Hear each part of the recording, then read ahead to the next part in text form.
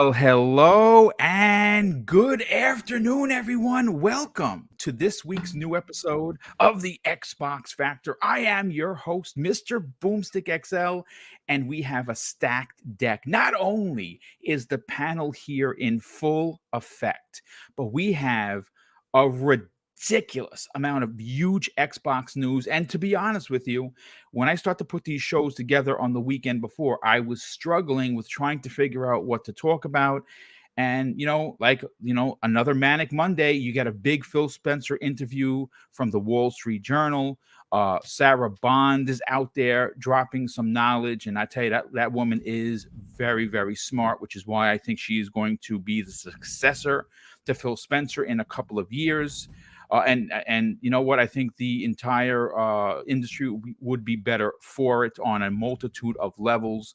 We have some news about what you see in front of you: Forza Motorsport breaking records, being considered the best ever in the franchise history. We're also going to be talking about some big Halo news. Joseph Staten, who is obviously the lead creator over at 343 concerning Halo Infinite, is back from vacation, and he's already touting some big, big news and reveals for 2022. And of course, we're going to get into much, much more. But let's get into the introductions. We're going to start first with our good brother. Uh-oh. Somebody's got their mic on. I'm hearing it. Yep, there you go. There you go. Mav, welcome back to the program, brother. I know that you're back in full swing with PM in the PM and all of your other shows. How the heck are you? Doing fantastic, man. It is good to be here in full swing. Since last time, a lot of stuff has happened. Dude, a lot of stuff. There's so much to talk about now, and I feel like the whole gaming industry kind of took this like, oh, we're taking a little break. It's like Joseph Stat back to work today. We're back, with all this news to just talk. Man, it's gonna be a crazy 2022. If this last couple weeks is anything, or last week, even just the last 7 days, is anything to give us an idea of what 2022 is going to be like, it's going to be a blast, man. So I can't wait for the show today. We're going to have a lot of fun. Yeah, and I'm glad that you are here. Pong Soul, welcome back to the building. And on what Mav just had to say, he said the last 7 days has been crazy. But you know what's interesting and what is exciting, as not only a group of guys who come here every week to talk about Xbox and are huge Xbox fans, that 7 days that he is referring to, well, Xbox has dominated the conversation once again. And it started out with a program that you were a part of last Wednesday. We had some breaking news, the Ubisoft Plus announcement, Rainbow Six Extraction going in there day and date.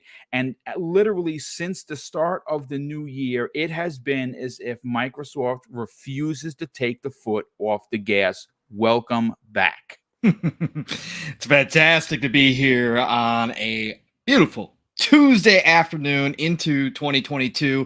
I love hanging out with you, brothers, and welcome, Mr. Joanna Dark. Absolutely, officially on the show for the first time. So it's great to see you, sir. But yeah, no, like you said, Boom. Like I always like to say, buckle up, because this is the new Xbox. This is the new doing business on a consistent basis for them. They're going to try to get that mind share that they've been kind of gobbling up over the past year or so, and they're going to continue to roll with it this year. So This is what it's all about. So it's exciting. 2022, I expect nothing but more and more and more news as we get into this year. So this is a great time to be on podcasts, especially Xbox Factor podcast, because it's exciting. This is what we live for. This is what our passion's all about. So great to be here, Boom. We got some topics to talk about. So let's get down to it. Yes, absolutely. And of course, all the way from Germany, who has become a huge part of this community, this podcast, and continues to just drop incredible pieces of content. One that he just dropped this week, which is getting a lot of good views, and for good reason. He knows how to break down tech, and he did it once again when he was talking about everything going on at Ninja Theory and who they're currently working with. and proving why this game is going to be very special when it releases. Boxenberger, what's up, brother? How you feeling? Happy gaming. It's a great time to be a gamer these days. It really is. Not only are we looking to an incredible year, we're already starting the year with some fantastic news, some fantastic games. I'm super excited to be a gamer right now, and I hope everyone else is too. The chat is already on fire. We are here today in a good mood. It's great to be on the show with Mr. Joanna Dark for the first time. Welcome to the club here, and yeah, we're gonna have so much fun here today. Yes, Looking yes, we forward are. to it. Yes, absolutely. And speak of the devil, here he is making his debut on the Xbox Factor podcast, all the way from parts unknown, Mr. Joanna Dark, brother. Welcome. How the heck are you? I'm good. Hello, everyone. I just want to start off by saying, Boom, thank you so much for this opportunity. I'm really excited when you kind of approached me, and it's a big moment for me, especially with the amazing panel here. I look forward to, hanging out with everyone here and learning from everyone as well. So thank you. Yeah, I agree with everyone. There's a lot of news. It's a great time to just be a gamer. I mean, I'm just looking at February and I'm just like, oh my God, I don't even know where to start. It's like a kid in a candy store. So I'm definitely excited to kind of dive into today's topics and kind of discuss, what's coming in 2022, and, who knows what else other surprises we have in store, even though we think it's big news because the year's just started. Absolutely. And it's great to have you a part of the team. I think you're going to bring some positive energy to us, to the show.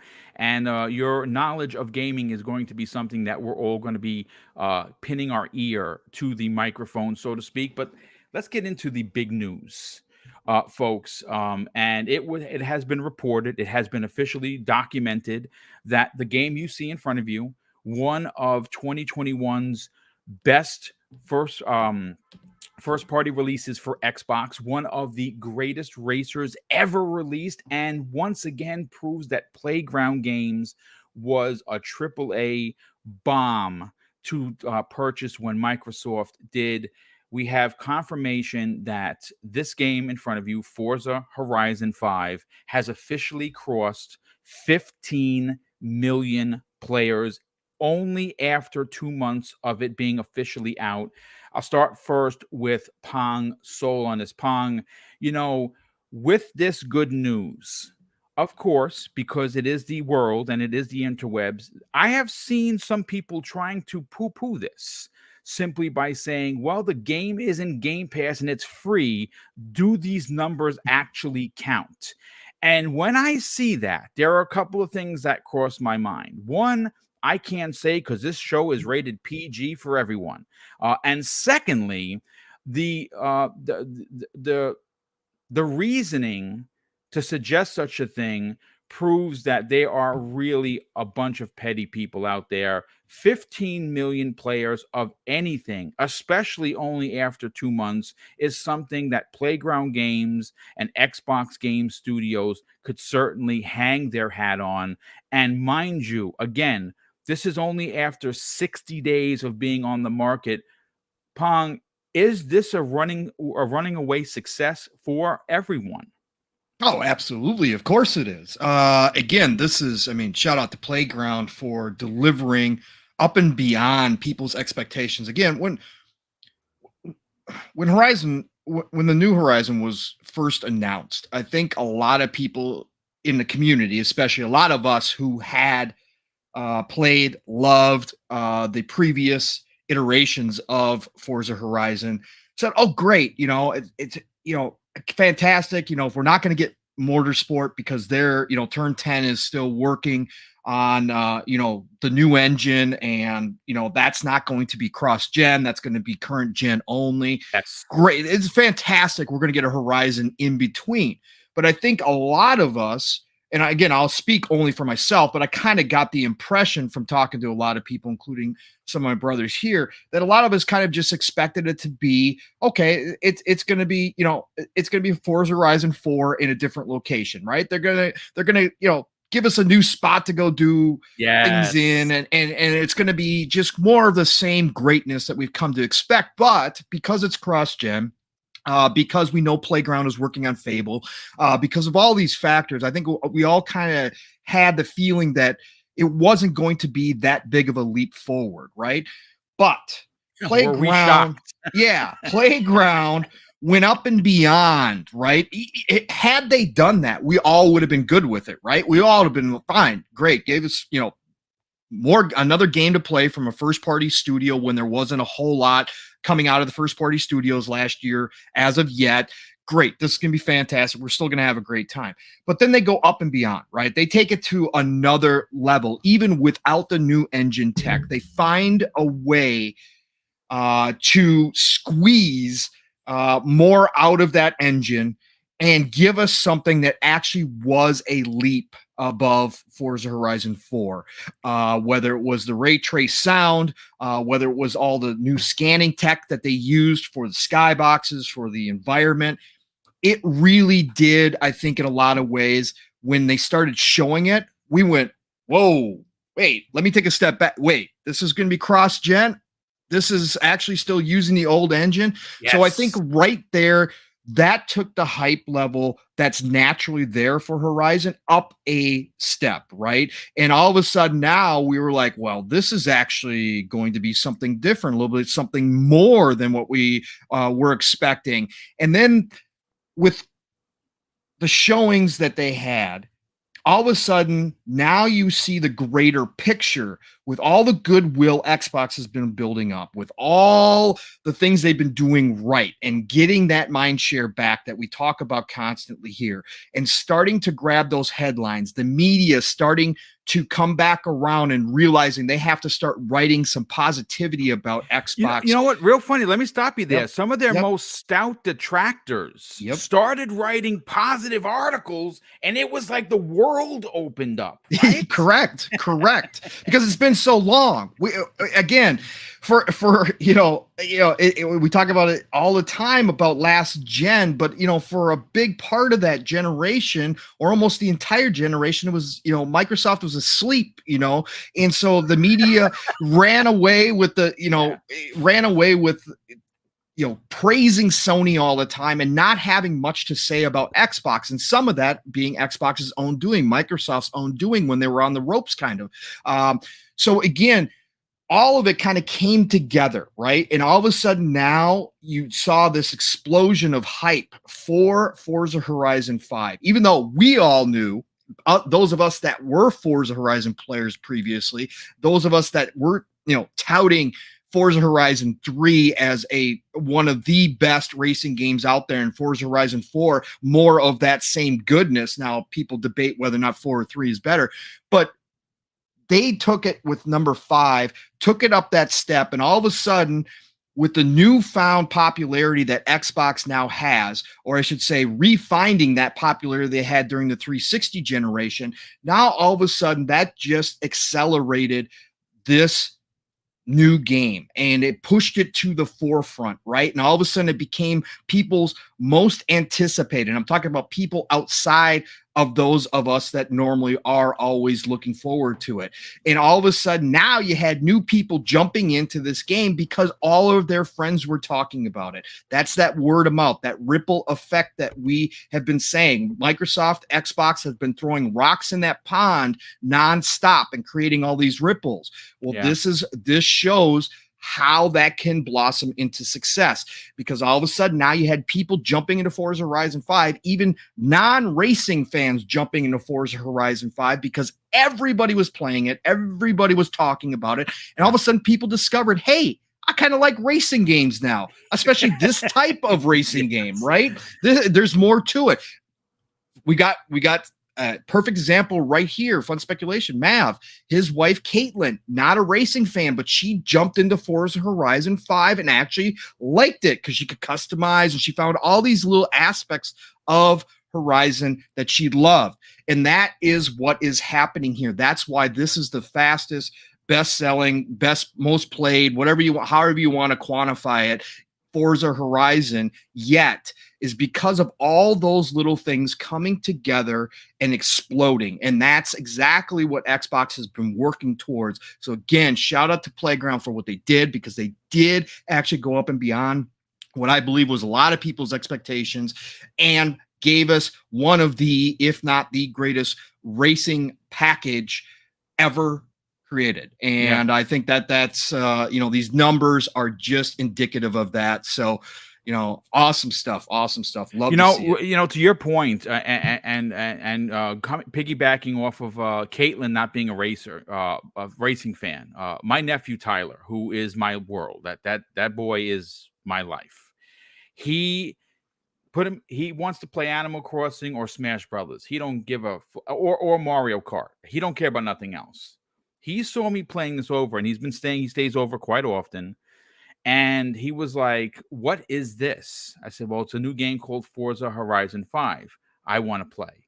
And like any 12-year-old boy, he loves crashing. It's his thing. It's his thing. And every time he comes over, besides Descenders, which again, he records himself crashing into the finish line. I don't know why, but he likes seeing the guy flying all over the place. He comes to play this. And that just goes to show you that this has such a wide range of who will play your game, which is indicative of the 15 million people, because like you said, people that never played Forza are now playing Forza because the freedom that is allotted and specifically the Horizon series allows for you to go and, like, right now I'm doing a drag race. I loved the drag racing, but I love the jumps as well. And I love finding the signs, and I like getting all the roads. And we haven't even talked about, well, actually racing. Yep. Correct. So this is what's great. Boxenberger. Before I get to you, I got to catch up on the super chats. I am extremely overwhelmed. There are a lot of them, and it's a lot. The first one comes in as a $50 bomb from O Jericho, who doesn't even say anything, and then he drops an additional $20 super sticker, which is just. Jericho, I listen. Thank you for the generosity, dude, because I think it's too much, to be honest with you. But man, I really appreciate it. Our good friend Eli is all the way, if you didn't know, from the other side of the world. He drops an outstanding $5 super chat and says, "Great start for 2022 with all of the X vlogs and shows." Well, thanks so much for that, brother. I definitely appreciate it. We talk almost every day in the DM. Me, him, and King. We're always talking. He says, "Keep up the good content, and may all of you gents and this channel keep growing and growing." Cheers. Well, that's very kind of you. And yes, I think we're all going to see. I said this on the Iron Lords, and I'll say it again. I want to say that as much as I love a lot of the bigger content creators, and we have quite a few of them that are personal friends of mine, Dealer has made incredible strides. Colt, Randall Thor. There are so many of the bigger content creators that have seen incredible growth, and they deserve every minute of it because they put out great content. I have a really strong feeling in my gut that the smaller content creators are going to see an explosion. And I mean the ones that do not use hate-driven console war BS to drive clicks and subs. If you find yourself gravitating away from them, there's a reason for it, because their content, and I'm not mentioning names, is indicative of using hate as its driving force. Where don't do that, because all you're going to do is it's toxic. And the one thing that I personally stay away from is anything toxic, which is why you don't get that on this channel. So I have a feeling that a lot of the smaller content creators, people that I work with on other shows, are going to see a significant growth, and I'm hoping for it for sure. Good friend of the show, John TJ, drops a very generous $10 super chat and says, "Playground needs to add some real seasons during winter. Nothing happened. They dropped the ball on this on things like that. No 2021 or 2022 cars yet. Only 10." I guess they only dropped 10 other cars. Otherwise, great game. Yeah, I mean, Mexico was tough. Because they do have obviously higher elevation that gives you the winter, right? We've seen it in the game. I think it'd be hard to do actual seasons because Mexico is traditionally very hot. And they do have a rain season, sure, but I don't necessarily know if anyone would just be okay with that. But you know what? Listen, hit them up on Twitter. You know, they're great. They do answer you. They do they don't shy away from criticism. But Boxenberger, let's get your opinion on this. 15 million players is really saying something. And I think what we're starting to see here is something that we talk about behind the scenes, and that's the Game Pass effect. Obviously, not all 15 million players come from Game Pass. I mean, I wouldn't doubt that a significant amount of that number did come from it. But what Game Pass does for games that are genre specific, that maybe someone don't normally gravitate to, like a driving game, well, because you don't have to pay for it. You go, you download it, you play it. If you like it, you like it. If you don't, you erase it from your hard drive and you don't go back. But it appears that the Game Pass effect is playing a huge part. Do you agree? 100%. We've said it multiple times on this show that the Game Pass effect is not just that you get to play the games and can try them out without extra cost. The Game Pass effect is also the viral marketing, which is probably the most important marketing channel you have these days. Yeah, it's every gamer on here on the panel in chat, when she posts something about it on Twitter, Instagram, Facebook, whatever, on the social channels, and people just see that, oh, that game looks awesome. And I can play that basically for free, or just with the low entry cost of the Xbox Game Pass subscription. That is exactly the marketing effect. And we have seen that with other games as well. Games that released in Game Pass just suddenly exploded in their sales numbers. And why is that? Because it's basically free advertisement that you get. People true gamers enjoying the game and posting about it, talking about it in forums, on social, wherever. This is the best marketing you can get. And that is the Game Pass effect. And we've seen it now with Forza, and it's well-deserved. And it's not just, the numbers not just come through Game Pass, although obviously that's a big part. We know that it has been one of the best-selling games on Steam over the last 2 months. We know that the sales numbers, even on Xbox, it was listed for a long time on top place 1 and 2. And as the best-selling games in the Xbox store. So yeah, it drives sales. People still buy the game. Others, like me, I didn't buy it. I just played it through Game Pass. But I bought I can't remember the name, the $50 super package. You know what I mean? $15. Yeah, 15. Pardon me. That allowed me to play the game a week early, and now I get all the DLC. Worth it. Yeah, 100%. Yeah, that's just the effect. So it's not. I've seen also these conversations downplaying the numbers. They don't mean anything. No, I think they mean a lot, and they mean a lot to the developers that now have the chance to have a game that can be played by 15 plus million gamers. That is just incredible. And that's what Game Pass does. It advertises it. It allows people to check the game out and play it. Just awesome. Well-deserved. I can't add anything upon what Pong has said about the game itself. It's an amazing game. This CarPG, the world is really well crafted. I love that CarPG. I love it. Yeah, absolutely. The world is very well crafted, and yeah, whenever these racing games come out, you just think, "Wow, it can't look any better." And then the next time, the next iteration comes out, and they pack something on top of this. Yeah, Forza 5 was definitely for me the first next gen looking game, I would say. And it's the old engine, isn't that something else? It's still the old engine, yeah. But they have, when you compare the Series X and S version towards the Xbox One versions, there's really a significant difference.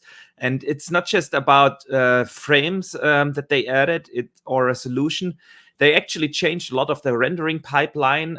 They render stuff like the ground very differently. Yeah, they have actual mapped surfaces like rocks, trees, bushes, and so on. That is just flat surfaces in the old one, and it's not just a slider in the engine where you increase the level of detail. That's definitely a change in the rendering pipeline. So they went the extra mile to make this a true next-gen experience, and it shows. It is amazing. But there's obviously some things they were not able to implement. That I talked about that in my last video as well a little bit. For instance, you can really tell that they didn't fully utilize the velocity architecture. We see a couple of pop-ins, and that's going to change definitely with the next Forza engine. Nevertheless, the game looks absolutely amazing, and a big congratulations to the team at Playground. Well deserved. They went the extra mile. They made this game really for next gen, and it still plays and looks fantastic on the old consoles. Yeah, applause to them. Job very well done, and congratulations to 15 million plus players. There I am. Okay, Mav, let's get your opinion on this, brother. You obviously do a lot of streaming. This is a game that would be fantastic to stream. I'm not sure if you have or not, but what are your thoughts of the 15 million? Yeah, I have for sure, and it's pretty crazy, man. That's a lot of people to play any racing game. I think the only ones that really come close are Gran Turismo and Mario Kart, right? Those are the other two big games, racing games that I think pull off these kind of numbers. And Forza has been successful, but it's never been this successful. Like this is the next step for that franchise period. And it makes me wonder, how will this Forza Horizon 5 will it have an effect on the success of Forza Motorsport? Because I think the Forza name, and I'll say that right, Forza, has gone even larger. It's become it's become more mainstream now, as opposed to, oh, it's, yeah, Xbox has this racing game. I think it's called Forza or something like that. Now it's like you say the word, and people know about this game, right? It's one of the most played games over the last year, over the last several months anyway. And it's just growing and growing, and the Game Pass is having an effect. The positive momentum and the sales of Xbox is having an effect. It's one of the must-play titles if you have an Xbox, but it's not even a must-play title if you have an Xbox. It's also a must-play title if you have a PC, right? Indeed. Yeah. Or if you are a person that likes to play games on the cloud, it plays excellent that way as well. It is reaching more people than it ever has before. And the thing is, until the next Forza Horizon game comes out, it's going to continue to grow like crazy. Yeah. I don't foresee the momentum stopping on this game. And I think a lot of it has to do with just the craftsmanship of it and how well it's made. So I did some research here. I put some stuff in our private chat here because I was kind of curious. Because, we all talk about, hey, yeah, Forza Horizon 5 got snubbed for Game of the Year and everything. So I was curious. How many racing games have ever won Game of the Year, right? I will say this: Forza Horizon 5 did win a major Game of the Year award this past year, and that's from the largest gaming publication there is in IGN, right? Right. That is a big deal. You go back. Yeah. I went back and looked. There's actually a Wikipedia that has a list of all of the Game Award winners from all the major publications in gaming. This is like Golden Joystick Awards. It goes to even like the Eurogamer. It goes to Japan Game Awards. It goes to all the GameSpot, all these major websites. And there's only 5 have ever won Game of the Year from a major publication. And that Wow. goes back to 1987 with Outrun at the Golden Joystick Awards. Japan Game Awards, 2009, Mario Kart Wii. Eurogamer in 2014, Mario Kart 8. And back in 2001, BAFTA, and now the British Academy Game Awards, Gran Turismo 3 A-Spec in 2001. And now IGN, the biggest publication of them all, Forza Horizon 5 Game of the Year. So we shouldn't look at that as like, oh, it's just a gaming website, giving it a game of the year. That's a rare occasion, right? Well, This it's a rare occasion for a couple of things, and I'm glad you bring that up because I didn't even realize that.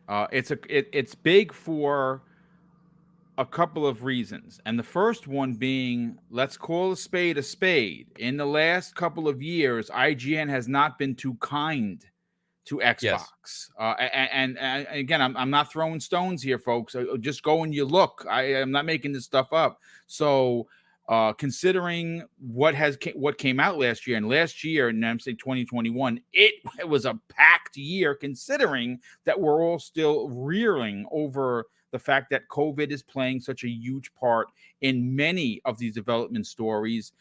For it to win out and to outdo all of the games that came before it, that's saying something. It's even saying more when IGN, who has in the past thrown Microsoft under a bus. Yes, and this is voted on by their staff as well, and they have a large staff, right? I used to listen to Podcast Unlocked and some of these other podcasts a lot, and one thing where they always had this huge discussion about like the craziness that ensued over their meetings over the game of the year. Like they would have arguments at the tables and stuff over these games, and like they were really passionate about it. For Forza Horizon 5 to win out in that environment from such a large publication is a big deal. So it didn't win at the televised event, the Game Awards. That's more of a marketing event than anything else. But this is a pretty prestigious award, and it shows to the quality and the like you were saying, like my wife, she doesn't really like racing games. I tried to get her into Forza and other games before. This one just clicked with her, right? The fun things to do. She likes to go driving around, smashing the signs, or just messing with their car to make it look sparkly with like diamond paint job and stuff like just like all these different things. But like the graphics and the feel of the game have improved so much that it is impossible not to grab that controller and start playing it and get hooked. Yeah. Right? You start playing it, you just get hooked more than any other Forza Horizon game before. I can't wait for Forza Motorsport to come out, and I'm hoping it's later this year because I want to see what they do with that. Because Forza Horizon 5 to 4 was a huge leap, but it's been what, 4 years now since the Forza Motorsport? Yeah, it's been a while. Well, you know what? Besides the Wow. engine, what they're 5 doing years. to the game is they're supposed to. This game is going to be, when I say this game, Forza Motorsport, whatever it's called, is going to be drastically different from anything before it, and it's going to have. Supposedly, it has an actual campaign in there, which is freaking cool. awesome. But you know what? Let's get Mr. Joanna Dark. But before we get to him, I want to just throw, where is it over here? Let me see. King Ken. Actually, I'm gonna throw his comment up here, and I couldn't agree more. That game needs more praise for just being fun and unique, and that's the thing that you hear most people talk about. Mr. Joanna Dark, I want you to try and elaborate on that.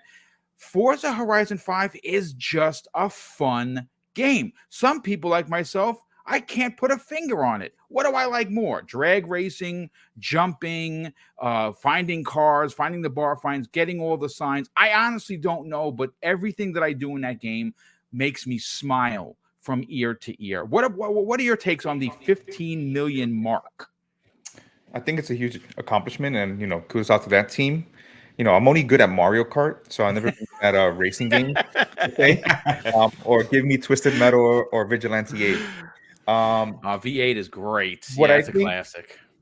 What makes Forza special is the fact that it's very accessible. Yes. I think Matt was talking about his wife getting into racing and loving Forza. I'm not good at racing games, so I went into the options and I put on, the baby mode things that you can put on there so I don't crash and I can enjoy this game.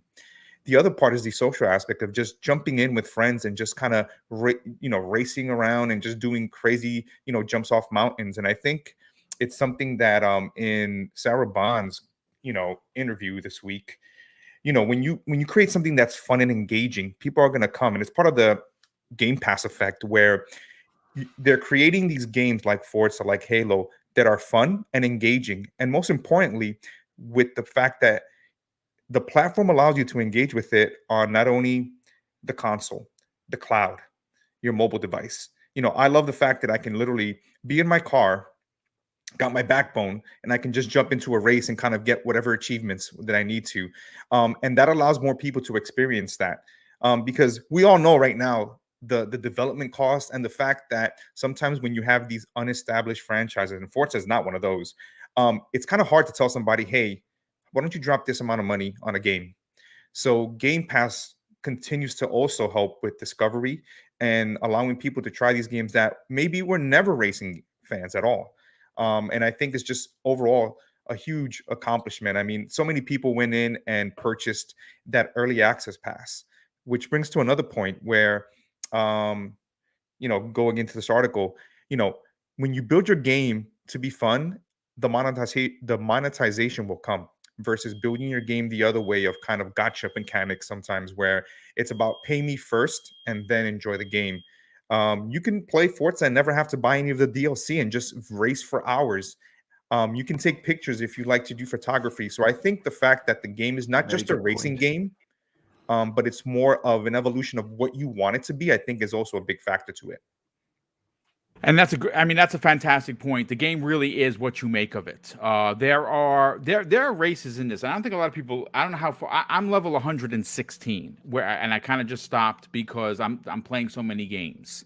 What you're seeing is old footage. It's people like, oh my God, Boom's only level 14. What is he talking about? No, I'm actually a level 116, and I got to get back to it. But there's just too many games. I'm trying to finish Guardians of the Galaxy, one of the greatest games of 2021. My God, if you did not listen, whether you're an MCU fan, whether you're a single player fan, you got to play this game. But I'm going to say this. Yeah. If you have read comics as a kid, if you love the MCU films, if you love, nerding out and going to the den of nerds like I do every day to listen to what Josh has to say, take the time to interact with, don't blow through the game just as a game. Go talk to the characters, because you can and will miss so much of the best writing I've ever seen in the game, especially if you are a fan of the MCU. If you are a fan of Marvel, the deep cuts that are dropped in here in just conversation pieces is freaking mind-blowing. And I'm going to just give you a quick one. I know we're talking about Forza, and we're going to move on to them, but I got to tell you about this. I was talking to Gamora, just a conversation, right? And she says, yeah, there are not a lot of humans in outer space. And Star-Lord goes, yeah, well, he goes, yeah, there aren't, but there is one. And I'm like, okay, who are they going to say? They mentioned Nova by first and last name. I was like, holy shit, are you kidding me? Like, what? Again, just Yeah, the level of detail is insane, and the humor is absolutely excellent. I remember running into that big hall with tons of enemies, and someone is screaming enemies at 12 o'clock, and Trex just, I don't think the time matters right now. Yes. I don't think time matters. No, I feel like, it's just an awesome game, and the 80s rock music is just it's. Yeah, it's probably coming to Game Pass, just like Avengers did. It's probably, you can pick it up for under $30 still right now. So go out there and do it, rent it, buy it, get it from GameFly, play this game. It's not gonna, I'm telling you, only an hour in, you're gonna be like, I'm gonna see this through. This is not going into my backlog. I just can't. But we got to move on, folks. I mean, we could have made this the Guardians of the Galaxy podcast, and maybe James Gunn would have swung through because he retweeted and favorited my tweet about it. So yes, I am famous. Anyway, let's get into topic number 2. And listen, folks, Halo Infinite is a game that was dragging a significant amount of baggage behind it for a multitude of reasons. And the end game was nothing short of the best Halo I think that has come out of 343. And I said this in my review, which I gave it a 10 out of 10, folks. Is it perfect? No, but it is a 10 out of 10. And I'll say this, Halo Infinite, whether you look at it from the one side of the coin being multiplayer or flip it around to the other side of the coin being single player. I will say this publicly. They have outdone Bungie. This has become my favorite Halo, only behind. And what's following close behind is Halo 3, which was my all-time favorite. This has moved into the number one position. 343 had completely knocked us out of the park. They blew through expectations. And like I said, are they missing things? Yes. Forge was not there. Co-op was not there. I know for a lot of people that was bothersome, and they took points off for it, and I hear you. But what we're going to get into right now is specifically what Jason, I'm going to say Jason Statham. Like, we always make that mistake on prime time. Forget about it. It's bananas. Joseph Staten has returned from his vacation. He posted something on Twitter, and now we're going to elaborate on what comes next, because we understand as fans of multiplayer that Halo is going to have a life of its own, and it's going to have more outfits, it's going to have more armor, it's going to have more weapon skins, it's going to have bigger maps, it's going to have more content. It's a free-to-play game. It's going to evolve like all of the free-to-play games. But I kind of want to talk about what happens next in single player, because I thought that the climax cliffhanger ending was bonkers good. Now, some people didn't like it. I absolutely loved it. Sat back in my chair with my controller and was like, wow, that was indeed an ending. Well, this is what he had to say on Twitter yesterday. He says this: my holiday vacation is over. Time to jump back in. I'm fired up to help make 2022 the best year for Halo ever. And of course, I got to go to Pong. Pong, listen, one of the big things that a lot of people want to know when it comes to Halo is, well, what's next? Now, real quick, before I lose it, I gotta thank a couple of people. Some super chats came in, Pong. The first one comes to us from Sour Blow Gaming, good friend of the show. Wow, he drops an outstanding and extremely generous $20 super chat and says Microsoft should make deals with Halo, HBO, Disney, or Netflix, so Xbox can use their IPs for games, and then they can use Xbox IPs also with studios like Embracer Group to make games exclusive to Game Pass platforms when Xbox IPs are involved. That's pretty interesting, and I wouldn't be surprised if they. I mean, they're already working with Disney, because there's one of the perks, you get Disney Plus for free for a month. So that's the start of it. Hey, our good brother 3-Bit, wherever you are, brother, can't wait for you to get yourself back here. That is one good-looking kid, and he's smart as attack, or sharp as attack, I should say. 3-Bit, whenever you're ready, brother, your chair is waiting. He drops an outstanding $5 super chat and says, wish I could join y'all on break at work. Great looking panel. Stay dope. Well, indeed we will, brother. And we do miss you very, very much. Brian Hopkins, generous friend of the show. He says this after dropping a very generous $5 super chat. My goodness, Boom. What a stacked panel today. Some of my favorite podcasting folks all in one place. So good. Cheers. Well, thank you, Brian, for that. Definitely appreciate the generosity, but more so the very uplifting compliment.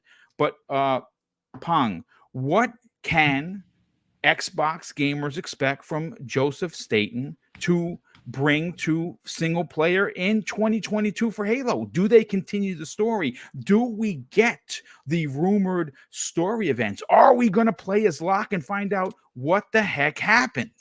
Well, they've still got a lot on their plate, Boom. Yeah. But, again, getting some of the missing features that you just alluded to into the game is obviously priority number one, I imagine, for them, because they understand that those things were, promised, expected, however you want to put it.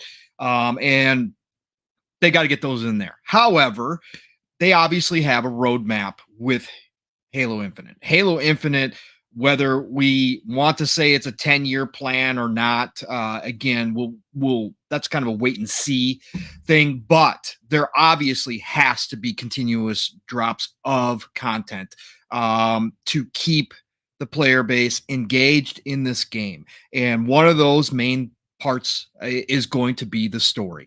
And we know that they've set it up for expansions. We know that they set it up to take different aspects of the lore that Halo has, which is expansive, and bring it to life on our screens. And I think that they've got to have something prepared this year for both multiplayer, getting all of those features like co-op, Forge, etc., in there, continuously fixing and updating what needs to be done. The community has given them a lot of feedback, not all of it, positive, and they can take some of that and start making strides in there as well. But then you have the story, and I think that again, with their plan for Infinite, with how they set this up, with the open world aspect, with the kind of we can go anywhere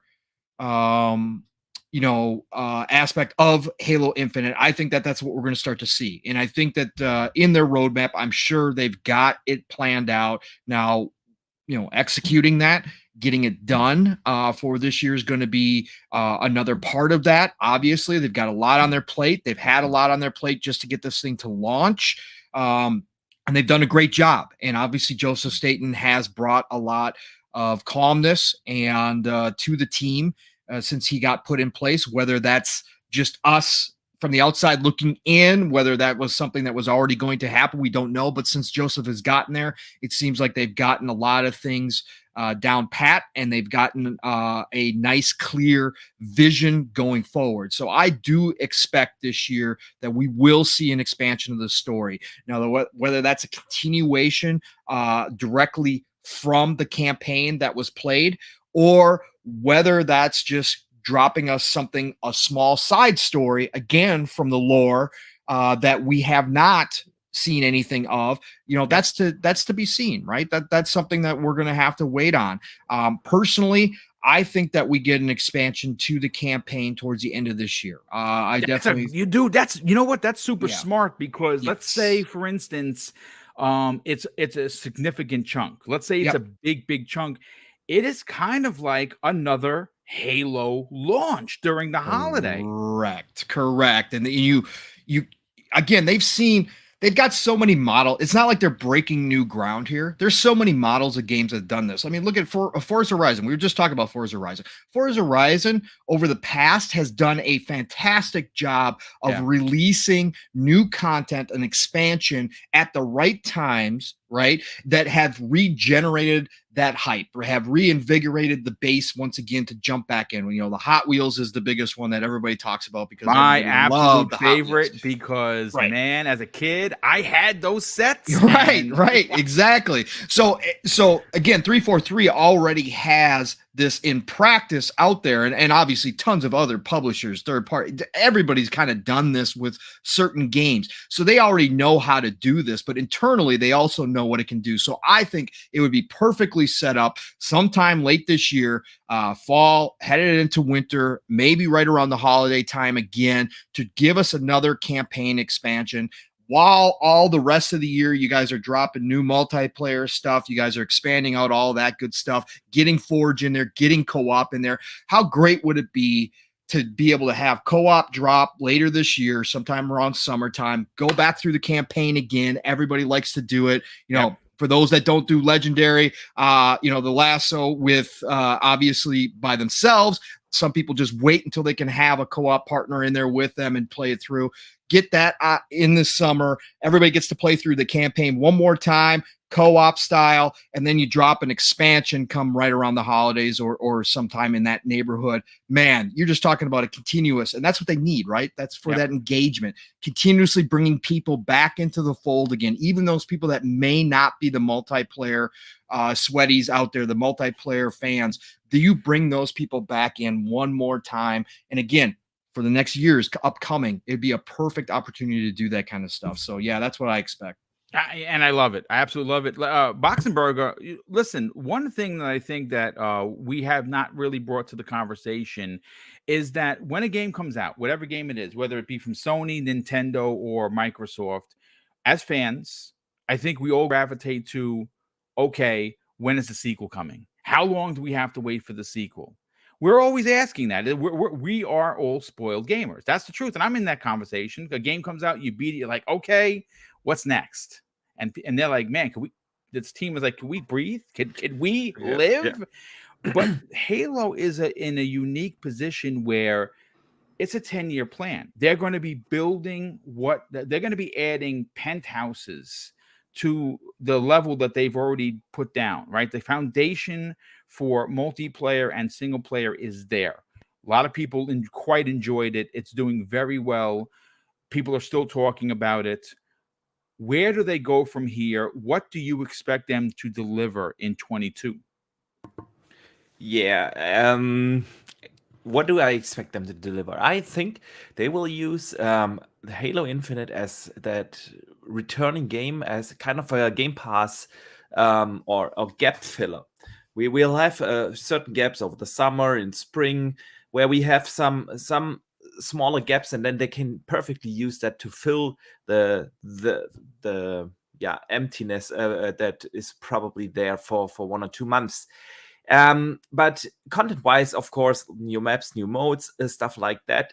I will be really excited to play Halo in co-op when I think it will be April. They said 6 months after launch, so that would make April the first big update where they start with season 2, where they start bringing out co-op. Let's see if they deliver that ray tracing update as well. But yeah, that's what I think. I don't think we will see a story DLC this year. I don't think so. I think they will focus on the multiplayer mode in the first year, and then in the second year they will hopefully. So in 23, I hopefully they will add some DLC. I still don't think that the 10-year plan that they have means that they are just releasing updates for Halo Infinite for the next 10 years. I don't think that the game would be fit for that, to be honest. 10 years is such a long time. I think they will do the Destiny kind of thing, where they just Destiny was also released with a 10-year plan. That doesn't mean that they update Destiny 1 over and over and over again. It meant that they, at a certain point, they release an iteration, and I think the same will happen with Halo Infinite. In like 4 or 5 years, we will get a Halo Infinite 2 or whatever it will be called, but the foundation of that game will be Halo Infinite. So yeah, what do I hope that Joseph Staten is doing? Listen, I was talking to a bunch of guys I was playing Halo with the other day in party chat. We had that Warzone mode in Halo 5, and I really loved that PvPvE mode where you played against another team and against some AI enemies. That was just awesome, and I do hope that they bring that mode. That would be really cool. Yeah, so we shall see what the team at 343 has in store for us. But I think we can expect a lot of content. Halo will be constantly in the news over the course of this year, so I'm really looking forward to it. Yeah, I mean, listen, before I bring Mav in, let me catch up with some of the super chats. Drawn TJ drops an additional $5 super chat and says, where are the rest of the 11 maps they promised would be there at launch? And do you think we're going to get story DLC? See, Boxenberger says no. I say yes, as a matter of fact. I think we are going to get story content. I don't know. And I agree with Pong. I think they released that in the fall in a monster update. Giving us something single player to go in, by ourselves or even with co-op, because co-op is going to be coming in the middle of the year. Maybe it's me hoping more so than I'm going to stake my claim here. I think they because with a game this big, you would have to imagine that on the cutting room floor, like in film, there's got to be stuff that they could not add because there wasn't time or it just didn't make sense for the story they were trying to tell. So, like, everyone, and I think anyone that is a Halo fan, really wants to know what happened to Locke and Team Osiris. Where are they? What are they doing? So I think that it's got to be. Now, is it going to be a 30-hour romp? Well, I don't know, to be honest with you. I would love it to be a 10-hour plus DLC that's added that gives us the ability, because I would like to use Locke, but in a way that tells a story. Give us, see, that's where 5 failed. Locke is an interesting character. Team Osiris is interesting, and I want to know and I want to use every one of them, but there wasn't enough there to sink my teeth in, to appreciate. Now we want to know what happened to Locke, what happened to Buck, what happened to the rest of the crew. And they could do that in this big update. We could find out, because remember, we're getting this information from logs, but I want to be told a story. I want to sit back and say, yeah, now I really know what happened.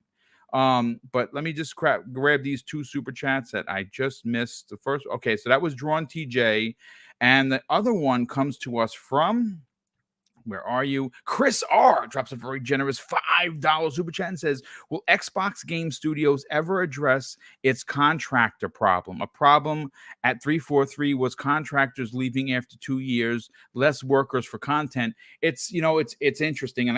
But it's not just 343. I mean, I don't have a lot of connections to studios, but I do know for an absolute fact that once a major IP is done, that those contractors, they're hot-footing it to the next pay date, and that's just standard fare.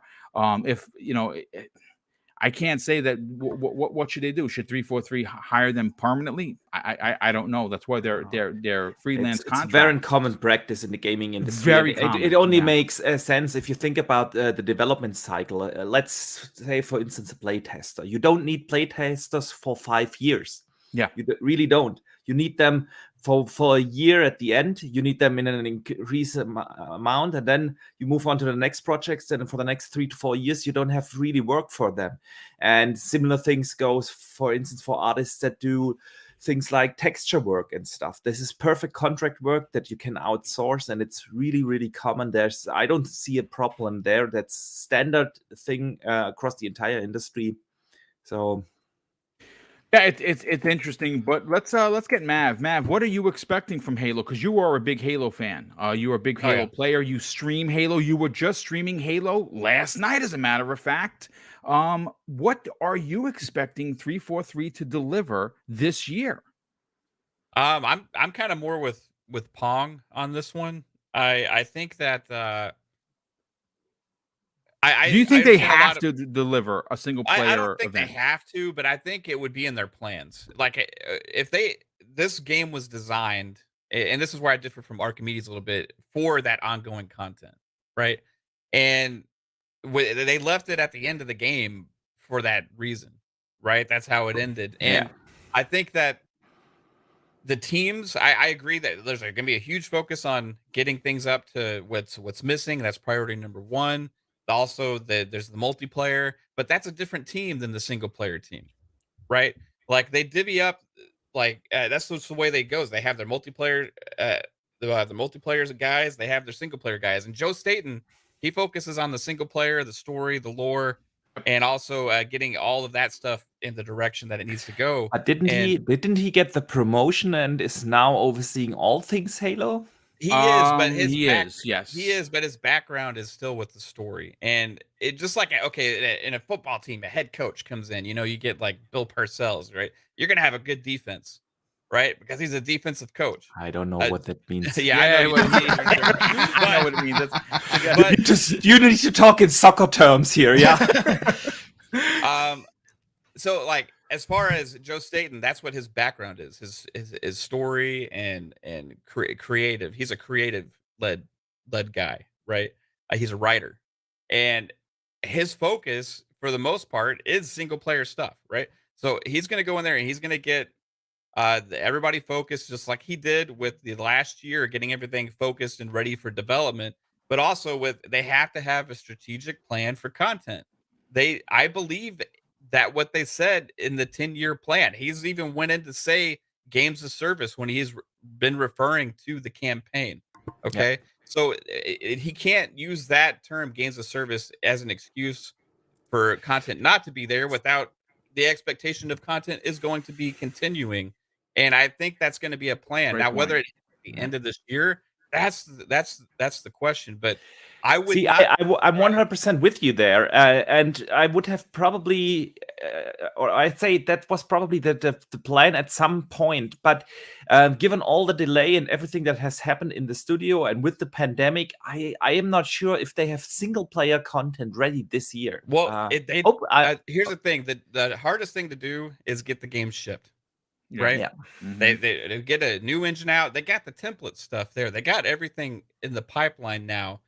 Usually the way these games go in the history is once they get out, then the focus becomes on just adding content to it and adding things to it. It becomes more of a streamlined process. And if they get that correct, they can pump out content pretty quickly. It just depends on how big the chunks are that they're Yep. putting in there, right? If they have like an extra 3 or 4 hour little thing at the end of the year, that's a good substantial amount. You can add stuff to the single player as well, add more lore, add a new like enemy type. There's a lot of different things you can do, but I think it is going to go more in the future the direction of Destiny, where you have these releases where Yes. Destiny now has like, okay, we got the Witch Kings, and we got these other things that are all keep dropping. It creates a lot of excitement and hype around that community because there's so much content that's added, and that happens every year right now, right? So it seems like that's going to be the future of Halo, and that for me is not a bad thing because what they launched with was a complete experience, in my opinion, Yeah, right? 100%. Yes. oh, 100%. If they add on top of that for the next 10 years, even if you have to pay for some of these larger expansions, right? I'm okay with that because even some of the larger expansions are at a decent price. But I think a lot of it's going to be free content. You're going to have some paid for Yeah. content, and you're also going to have it add things to the multiplayer. The other thing, the comment that was made about the other 11 maps that were promised, they actually never promised that. That was actually a leak from a list of maps that spread out onto the internet where everybody has the list of all the map names. For a free to play model, it doesn't make sense to just launch everything at once. You're going to get No, everybody in. And then with these seasonal updates, you're going to get more maps over time. That drip it helps get the out. Yeah, pipeline going. You also get your multiplayer team more time to focus on these things. And if you just dump 20 something maps right away at launch on a game like this, that's like a lot, right? Never been done yeah, before in any Halo game ever. This is actually about what you would expect at launch, the amount they launched with. So um, sometimes we take these leaks and what seems pretty concrete. I believe in a lot of the stuff that was leaked, but it doesn't necessarily mean it was going to be there at launch, right? It just yeah, means that it could be in the 100%. plans. Yeah, So I think, man, we're in store for Halo Infinite to be freaking making us busy over the next at least 5 or 6 years, right? Like, I mean, absolutely. it's gonna be a blast. Yeah. Yeah, I think so. And finish off this topic for us, Mr. Joanna Dark, because we have a monster topic that has several segues that is going to close out the last hour of the show, which of course is we're going to be talking about the interview with Phil Spencer, what he had to say about Xbox Game Pass, how many consoles have been sold. The many analysts or a specific analyst is talking 12 million combined consoles sold for Xbox, whether that's Little Man and of course Series X. And we're also going to be talking about Xbox Game Pass in 2022 and a few other things. A lot of segues, a lot of great talk. But Mr. Joanna Dark, what are you personally expecting specifically from the single player aspect of Halo Infinite in 2022? From the single player, I think they said they cut content originally. Yeah, So they did. some of that That's stuff is confirmed. probably Yes. there, and Yeah. maybe when Jason looked at this and said, "Hey, you know what? Maybe this can be something we can drip feed, later after we launch the campaign, and kind of leave you with that wanting more." I can see maybe some content being ready depending which character they're going to jump into. I think Locke would be a great way to kind of go, maybe Blue Team or Cyrus or something small.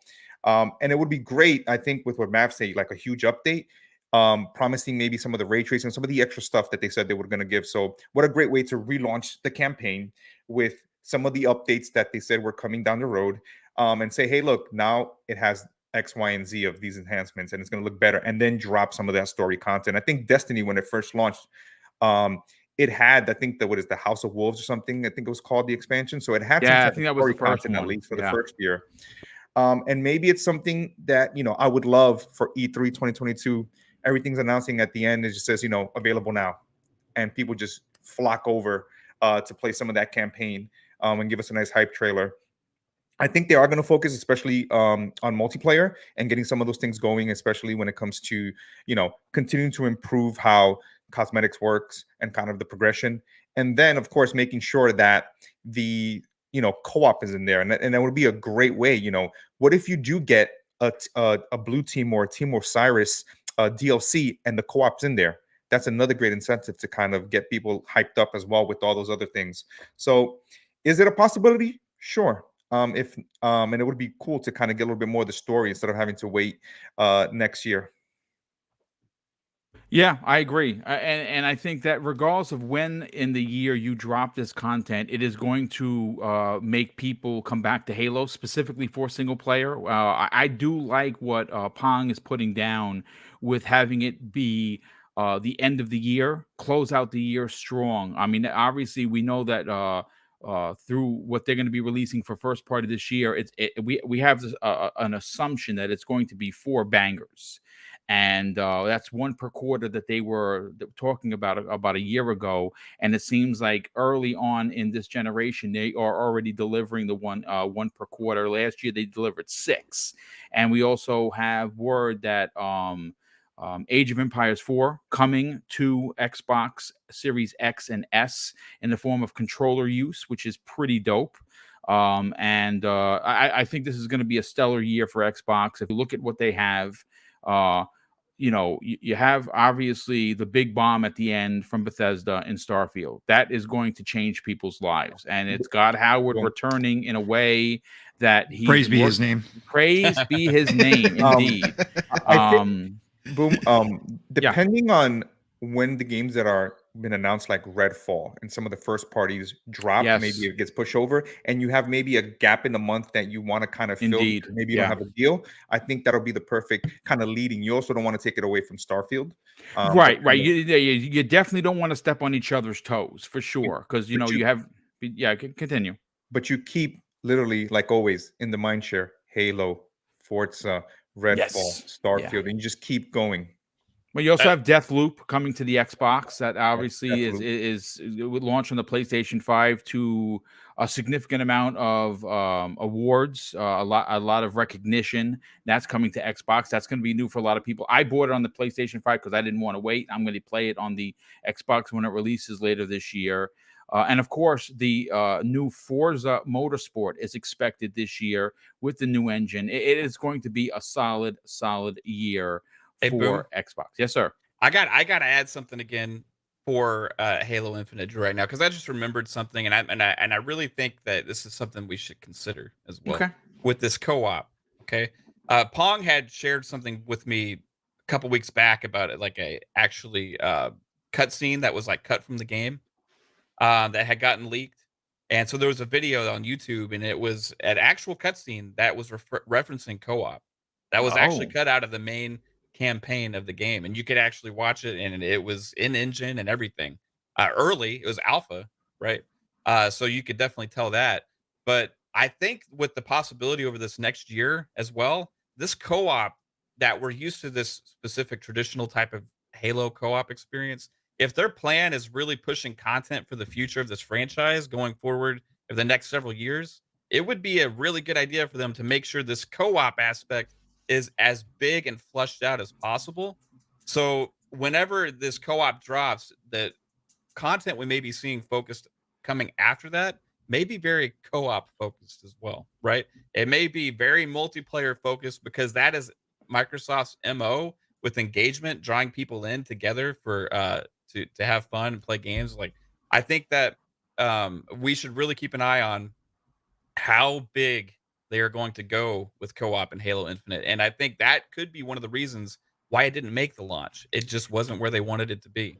That's an interesting theory, and I like what you're putting down. I think you might be onto something, and I think when co-op finally releases and we get the complete package, maybe we'll all sit back and say, "Oh, now I understand." Yeah, like holy crap, this was well worth the wait, because that's an interesting theory. But let's get to what took the world by storm on Monday. And it is something that has become, as Xbox fans, almost a typical thing. Like when something doesn't happen for Xbox on a Monday, we like this. devastated, because we're so used to Microsoft just dropping big bombs on Mondays. Well, this Monday happened to have Phil Spencer, head of Xbox, sit down with the New York Times, which is a big publication here in New York, obviously. And he broke down a significant amount of real good conversational pieces, and one of which comes on the heels of a report from Daniel Ahmad. Now, if you don't know who he is an analyst who has, gotten some things wrong, sure, but for the most part, he is a public facing person in the community that does bring up the numbers game. And he tweeted out that this, according to the tweets, he simply says this. This would put Xbox Series X and S over 12 million shipped, according to our estimates. The duals SKU, as it's known, or the SKU strategy has paid off for Microsoft amid the supply chains issues / semiconductor shortage. Increased production of the S allowed for more Xboxes on the shelves than they would have if they only had the Series X. Now, we do have a story from Eurogamer, and I want to just pull a quote from Phil Spencer's interview with the New York Times, where he says this: supply is actually as big as it's ever been. It's that demand is exceeding the supply for all of us. At this point, we've sold more this generation of Xboxes, which is the Xbox Series X and S, than we have any previous version of the Xbox. Now, that is, in fact, definitely saying something for sure. I mean, what could you say? What's leading the charge? And again, I don't have this as facts. It's just my personal opinion. I think that Microsoft is specifically releasing more Series S than X because they can, in fact, do it. And it's a smart play because it's only $300, and it seems to be selling like hotcakes. People are talking about it in the chat. But let's start with Pong. This is going to be an ever-growing topic for the remainder of the show because we're talking about the sales of Xbox. So I want to keep it, somewhat contained, and then we're going to move on to Xbox Game Pass because there is something happening there, and it's something that Jeff Grubb said late last year that a lot of people skimmed over the top, and he specifically said, and I quote, "Microsoft has billions with an S." That's right, and a B, BS, billions set aside for Game Pass deals in 2022. Okay, so before we get to what you have to say, a lot of people in the chat are suggesting that Microsoft should race out to get one of the biggest games. What's the Souls game that's coming out? Elden Ring. Now, that's one that if you asked me flat out, I say no. There's just no way that happens. But I'm going to be honest with you. If, let's just say, for instance, Microsoft dropped a $500 million bag at their feet and says in Game Pass day and date, because they have the marketing rights from what we understand. They lost those marketing rights. They lost it, you said? That deal did not go through. Oh, okay. So that's what everybody's assuming. That's why it didn't show up at Microsoft Xbox's show, is because that would have been the normal. But they Grubb again has insinuated that Sony probably stepped in, and From does not want to ruin that relationship with Sony. Interesting. So again, that's all hearsay. That's all rumor. It's conjecture. But didn't Sony invest From Software as well, Pong? If I'm correct, they invested a small amount in. They invested. They did invest in From Software. I was thinking about Square Enix. They sold those shares back. But From, I think they do have a small investment. But again, it's all rumor. It's all conjecture. It's just, it is what it is. But there's a reason why it didn't show up at the Xbox show when supposedly there was a deal on the table for marketing rights. Supposedly that deal did not go. Well, you know what? To that point, if that in fact is true, and I believe now you've jogged my memory, and I do remember that. I will say this: money cures all ill in business, and I know that a lot of people are going to take this and run with a ridiculous console war narrative that it has to be on PlayStation, otherwise it's no good, folks. It's not show friends, as Everborn Saga says. It is show business.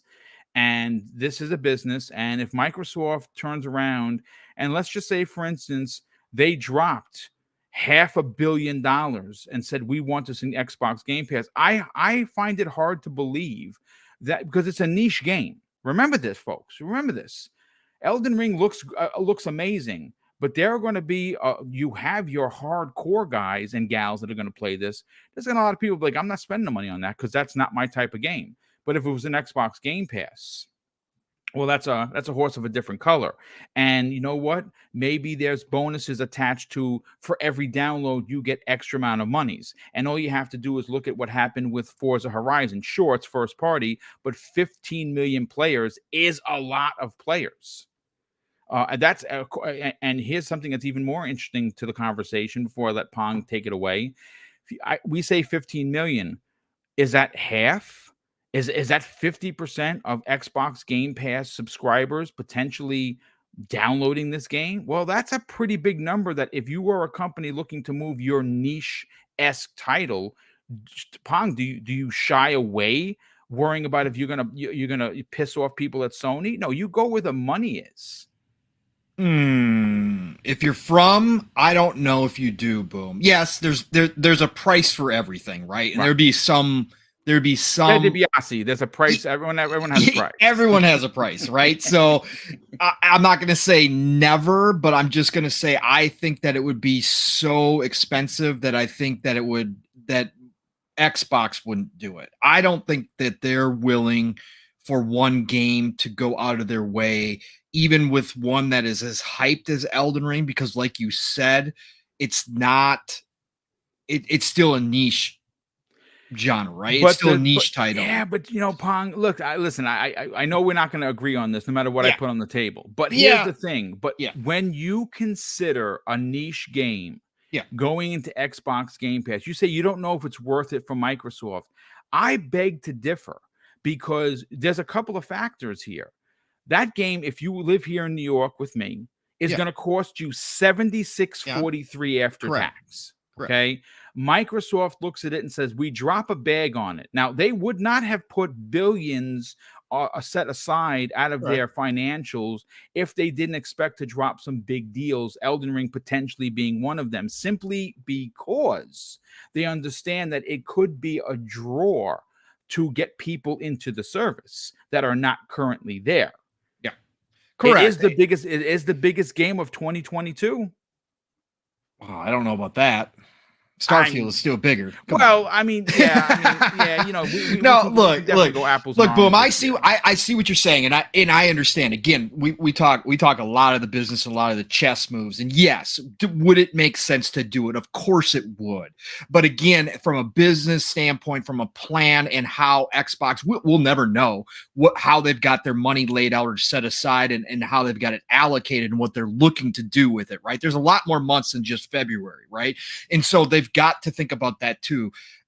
Again, would I do it if there was, if cost was not a part of it? Of course I would. Elden Ring's got a ton of hype. People are already calling it to be game of the year before it even launches. So there's a lot to be added to Game Pass if you do something like that. Again, I'm a big proponent of them spending money and getting more JRPGs into the service, even though those are considered niche, because that you have to have that diversity. So yes, Elden Ring would be a big get, Boom. I understand completely where you're coming from. And I'm not a Souls guy, so correct. You know what I'm saying? But neither am I. Neither am I, and I'm going to try Elden Ring. This is going to be my final attempt at a Souls game. I'm going to try to get into Elden Ring. It is my final attempt at doing that. So I understand completely what you're saying. I think it would be more likely that Dying Light 2 is your February Game Pass game. It's funny you say that, because I think you're absolutely onto something. I couldn't find the official where I read this. I know that many of the insiders said this. We had word, and I talked about it on the episode 10 of Xlog. If you missed it, go check it out, because I break down the next 8 studios that are coming to Xbox Game Studios, and it's well thought out. That script took me a bit to get together. It's 20 minutes in and out. Go check it out. But we kept hearing last year that Microsoft injected a significant amount of money into that team so they could Yeah. finish Dying Light 2.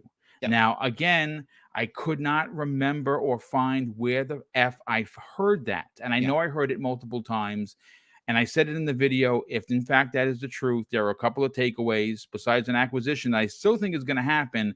That game is Game Pass day and date. Guaranteed. Yeah, I mean, that's my best guess. That'd be my best guess for February. I think that's the big one. Now, shout out to Windows Central who showed up here. I don't know if it's Jez or Miles. But yeah, they're in the chat. I think it's Miles. Is it Miles? Okay, hey, Miles, good to see you, Given brother. the praise for Elden Ring, it's Miles. Yeah, well, no, Jez now believes that Souls games are the best ever. So it could be either one at this point. But Miles said Evil Dead is the get for Game Pass in February. Well, absolutely, indeed. Yes, that could be another one as well. That's definitely outside the box. Where do you think Mr. Boomstick comes from? It comes from Evil Dead. Boomstick. There you go. So there you go. Now we're talking, Miles. I converted Jez. Yeah, it's Miles. That's awesome. No, I just think it's a great conversation to have, Boom, and it's something that, like you said, with the billions set aside, the possibilities are endless, right? What they could do with that. And any game is on the potential table for them to go and grab for Game Pass, because I firmly believe until their first party stuff is ready again this year, that they are going to look to do one big game per month in Game Pass. Well, they're pulling a page right out of Sony's book. Right, exactly. And I think that's what that's why those billions were set aside for this year. Last year we saw some of that with like Outriders and Second Extinction and that kind of stuff coming in. But I think this year they go even bigger, especially now that their hardware, like we were just talking about, the Series S being more available, because they made that decision to start producing those, because you can get 2 Series S to every 1 Series X. So I think that smart business decision there leads them into this year, where now that the hardware is a little bit more available, I'm not going to say it's available because we know it's not. It's still hard to get. But at the same time, as more people get this, I think this year they go for one big game per month in Game Pass. We already saw Extraction for January. What is that game going to be for February?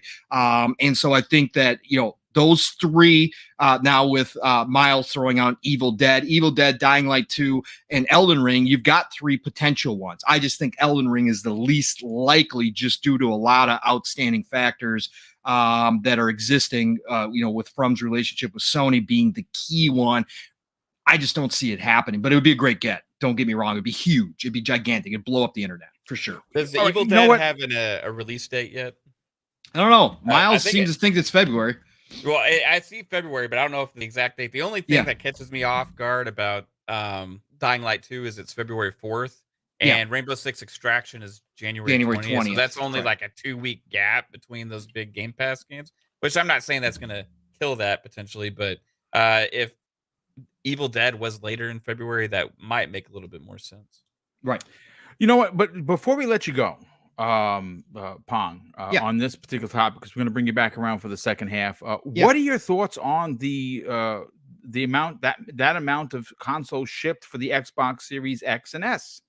Yeah, I mean, it's impressive, and it has to do with their strategy, right? And from what we've heard, there was a decision made to start producing more Series S instead of X's in time for the holidays, knowing that, again, they could get that 2-for-1 kind of advantage. And I think this goes back to, again, Xbox never could have foreseen the pandemic happening, right? They could never have done that. But all their planning, all their decisions prior to that led them to this moment where they could capitalize on the advantage that they created for themselves with this 2 SKU setup. Now, Sony has a 2 SKU setup, but it's only digital versus non-digital versus disc, right? So they don't have the same advantage as Xbox does of having the Series X as your big heavy hitter, the one that all your diehards are going to run out and buy immediately. And then also having a system in the Series S that is priced to the point where the masses are considering it when they go Christmas shopping, when they go do that stuff, when they're looking at getting a console for their family, right? And they're not the hardcore, they're not the diehard fan base, the people that need the best of the best, right? So then they look at Series X and go, oh God, $500. Okay, that's a little too much for the fam. Look at PlayStation, God, $500, really? Well, I can do 400 if I could find a digital, but I can't find a PlayStation at all in any way, shape, or form. And Series X is in the same boat. So what can we do here? I don't really want to buy last gen, old hard.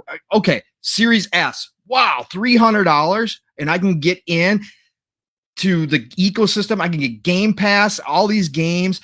It's the perfect setup to have this kind of success during this time, especially when the systems are so hard to find, and yet Xbox is able to get these Series S's out at a nice clip, at a nice rate, despite the shortage, and be able to give people the opportunity to jump in now, even if some of the diehards are waiting on a Series X, they're jumping in. Even some of the people with the PlayStation 5s that just want to get in on the Game Pass action and get on some of the first party stuff that is dropping with Halo, Forza Horizon.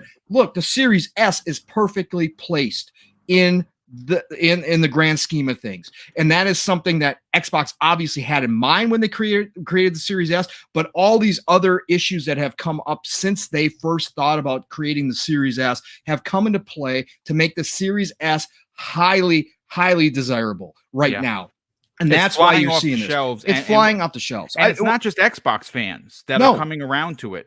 No, and I've told this story for the holidays. We got the wife's youngest when he came back from California for Christmas vacation. We got him a Series S, right? Because he was sitting on a 1, and he would love to have a Series X. His dad has a Series X down in California, but at the same time, he was like, No, I just want a Series S. It's perfect for me. I don't have a 4K TV that can do 120, so I don't care. He was just like, no, just give me a Series S. So we got him a Series S for Christmas because they were readily available at Target, right? We could get them. I can walk into Target today and they always have 1 to 2 on the shelves, which is fantastic. No, it's great. It's awesome.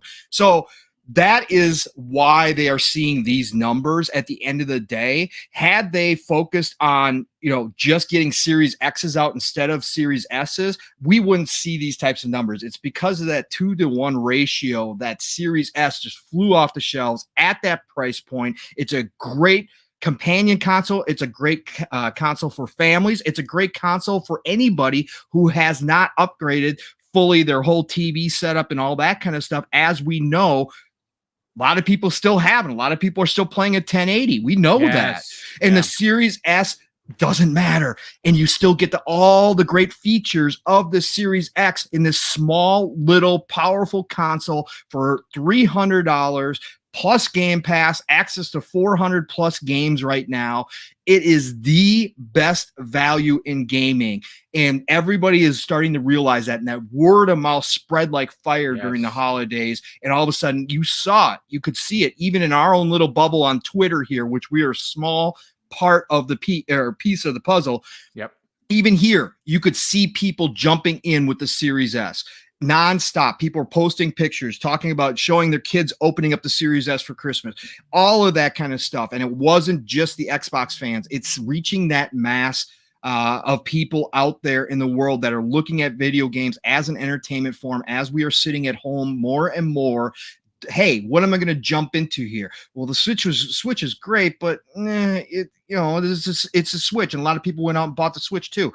But at the same time, if you want to get that current gen feel, Series S is sitting right there for you. And right out of the box, it's super powerful. Yep, exactly. And I think a lot of people realize that, and a lot of people, more and more people now are. And I expect them to continue with this strategy through this chip shortage, that they're just going to produce more Series S for the time being.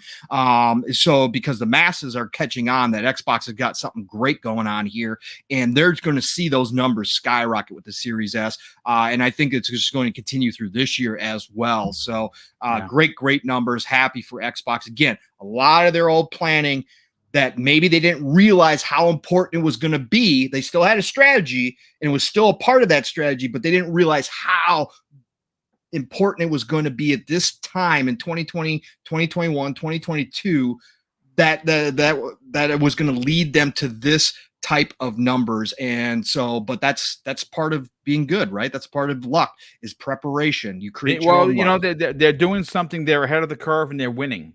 We've Yeah. seen them unfortunately be ahead of the curve and lose in the past. Zune is one of those things, which my wife still uses, by the way. I love Zune. Love it. She even has the base box. It's like literally was sitting right amazing. here. Let's bring in Boxenberger. Obviously, Pong is onto something here. He says very simply that, and we've heard this from numerous analysts, that they are expecting this chip shortage to continue through 2023. That's saying something. And somehow or another, all you hear about is you can't find a PlayStation 5. But what you are hearing also is that you can find the Series S. And the Series S proposition, along with Xbox Game Pass at $15 a month, seems to be really propelling Microsoft to these high numbers. That's a significant amount of consoles sold and shipped, as opposed when you because usually they are the third one behind and they are in the conversation. What are your thoughts on the report of this many consoles moved? Yeah, I mean, I'm glad to see that that Xbox and the strategy of Phil is catching on to the consumer market. Whether the 12 million that we hear are true or not, what we know is the fact that Phil Spencer is happy with the numbers, because he said fastest selling console ever. The demand is exceeding the supply, stuff like that. So Xbox is really doing well, and it wouldn't be doing that just because the console is available if the value proposition isn't there. And I'm glad that people outside of the hardcore gaming bubble now recognize the value that Xbox is providing with the Xbox Series S specifically, but also, of course, with Game Pass and the entire ecosystem. I always say Xbox isn't just a console anymore. It's an entire ecosystem. Mr. Dark mentioned xCloud earlier. All that is bundled in when you start to enter or become an Xbox gamer. So that is really cool. The idea to have such a lower tiered console is just brilliant. Many gamers, especially in the console gaming market, are the casual gamers, and that's exactly the target audience. It's not just the Series S wasn't designed for us. We here on the panel, the hardcore gamers, probably everyone in chat here is also considering him or herself a hardcore gamer, but that wasn't the designed target audience. It is the mass market. It's the casual gamers. And I know a lot of people who got an Xbox Series S over the last, let's say, 6 months or so, simply for the fact they play like 5 games a year. They don't play like I play 5 games a month. Yeah, they play like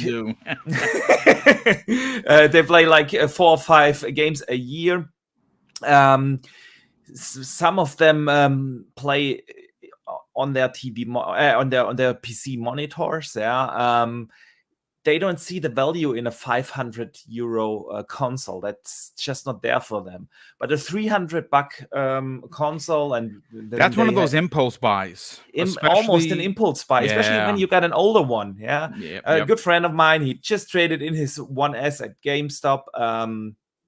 He got like actually a good deal. It's funny you mentioned that. They give you $100. Yeah, I think it was 120 euros or so. So in the end, he was ending up, and then he handed in a couple of games as well, and he went home with a Series S for like 100 euros.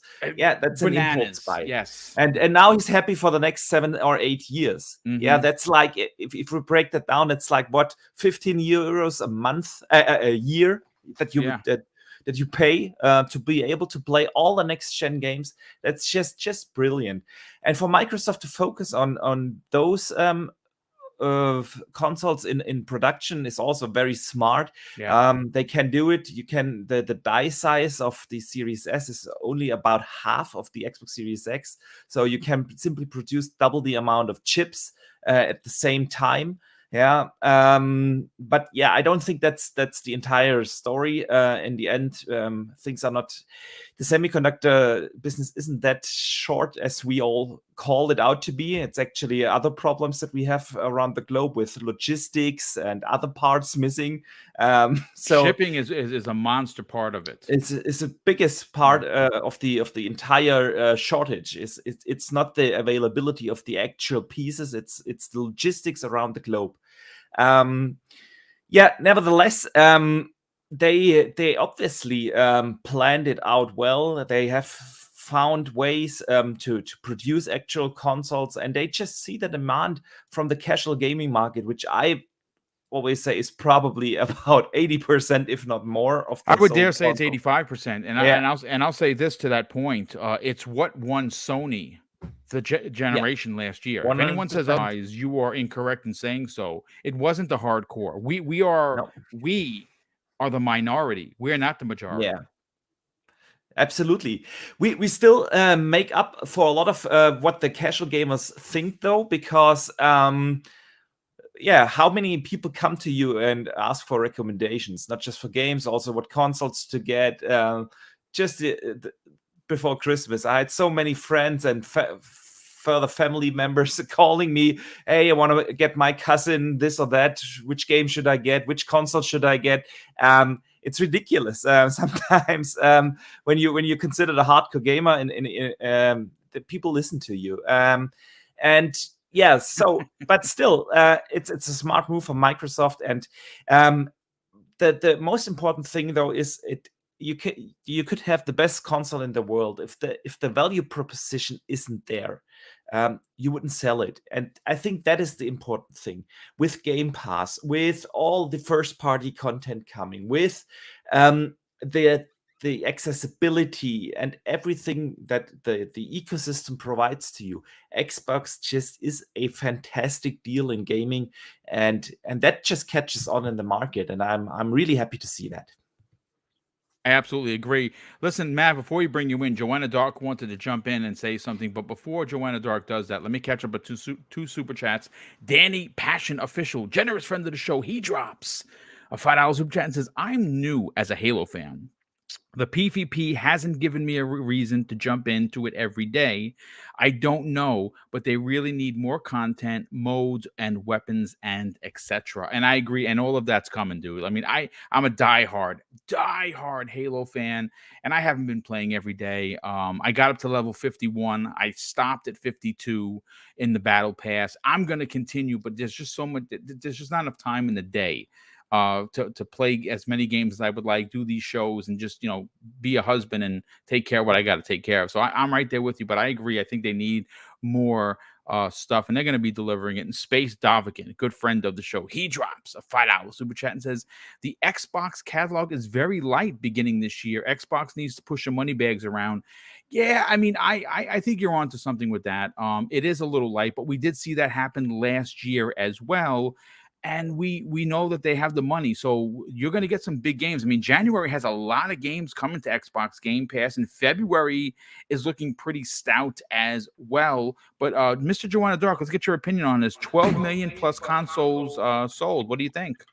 Yeah, I wanted to kind of touch up on what Pong and Boxenberger were kind of talking about. And, working in the Microsoft store, we used to always have sales, Black Friday throughout the year. And I remember when the Xbox One S all digital, then the Xbox One S were kind of a different in price. And a lot of the casual customers that used to come in always go for the value when it comes to PCs, when it comes to tech. And when I was talking to customers and I said, well, hey, for $50 more, you can get a 1X. Well, they told me, what's the difference? I was like, well, do you have a 4K TV? They're like, not really. Then I'm going to go with this device. So the value and the fact that they can still play the same games and they don't have a 4K TV they can enjoy, people are always going to gravitate toward the device that can give them the most for the least amount of money.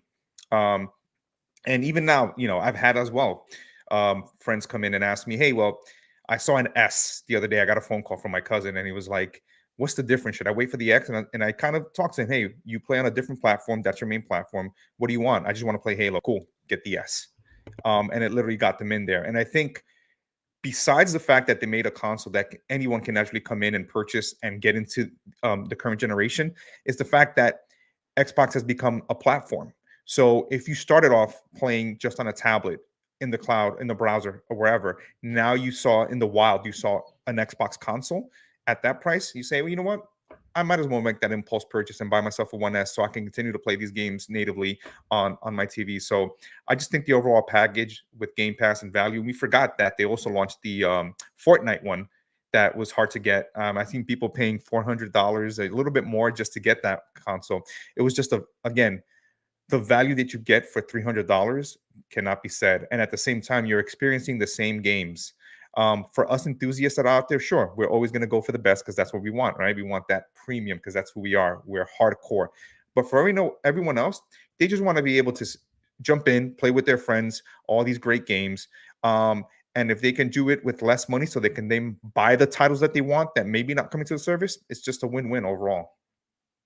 Yeah, I absolutely agree, and I definitely think you're onto something. Mav, let's get your opinion on this. 12 million consoles is a big deal, and seeing the success of the Series S, especially in the casual community, potentially sets Microsoft up in the same pattern as what won Sony the generation last year, when 85% of their fan base was in fact the casual market that bought it because it was the cool system. Well, this is a different era, and dollar proposition is more important now than it's ever been.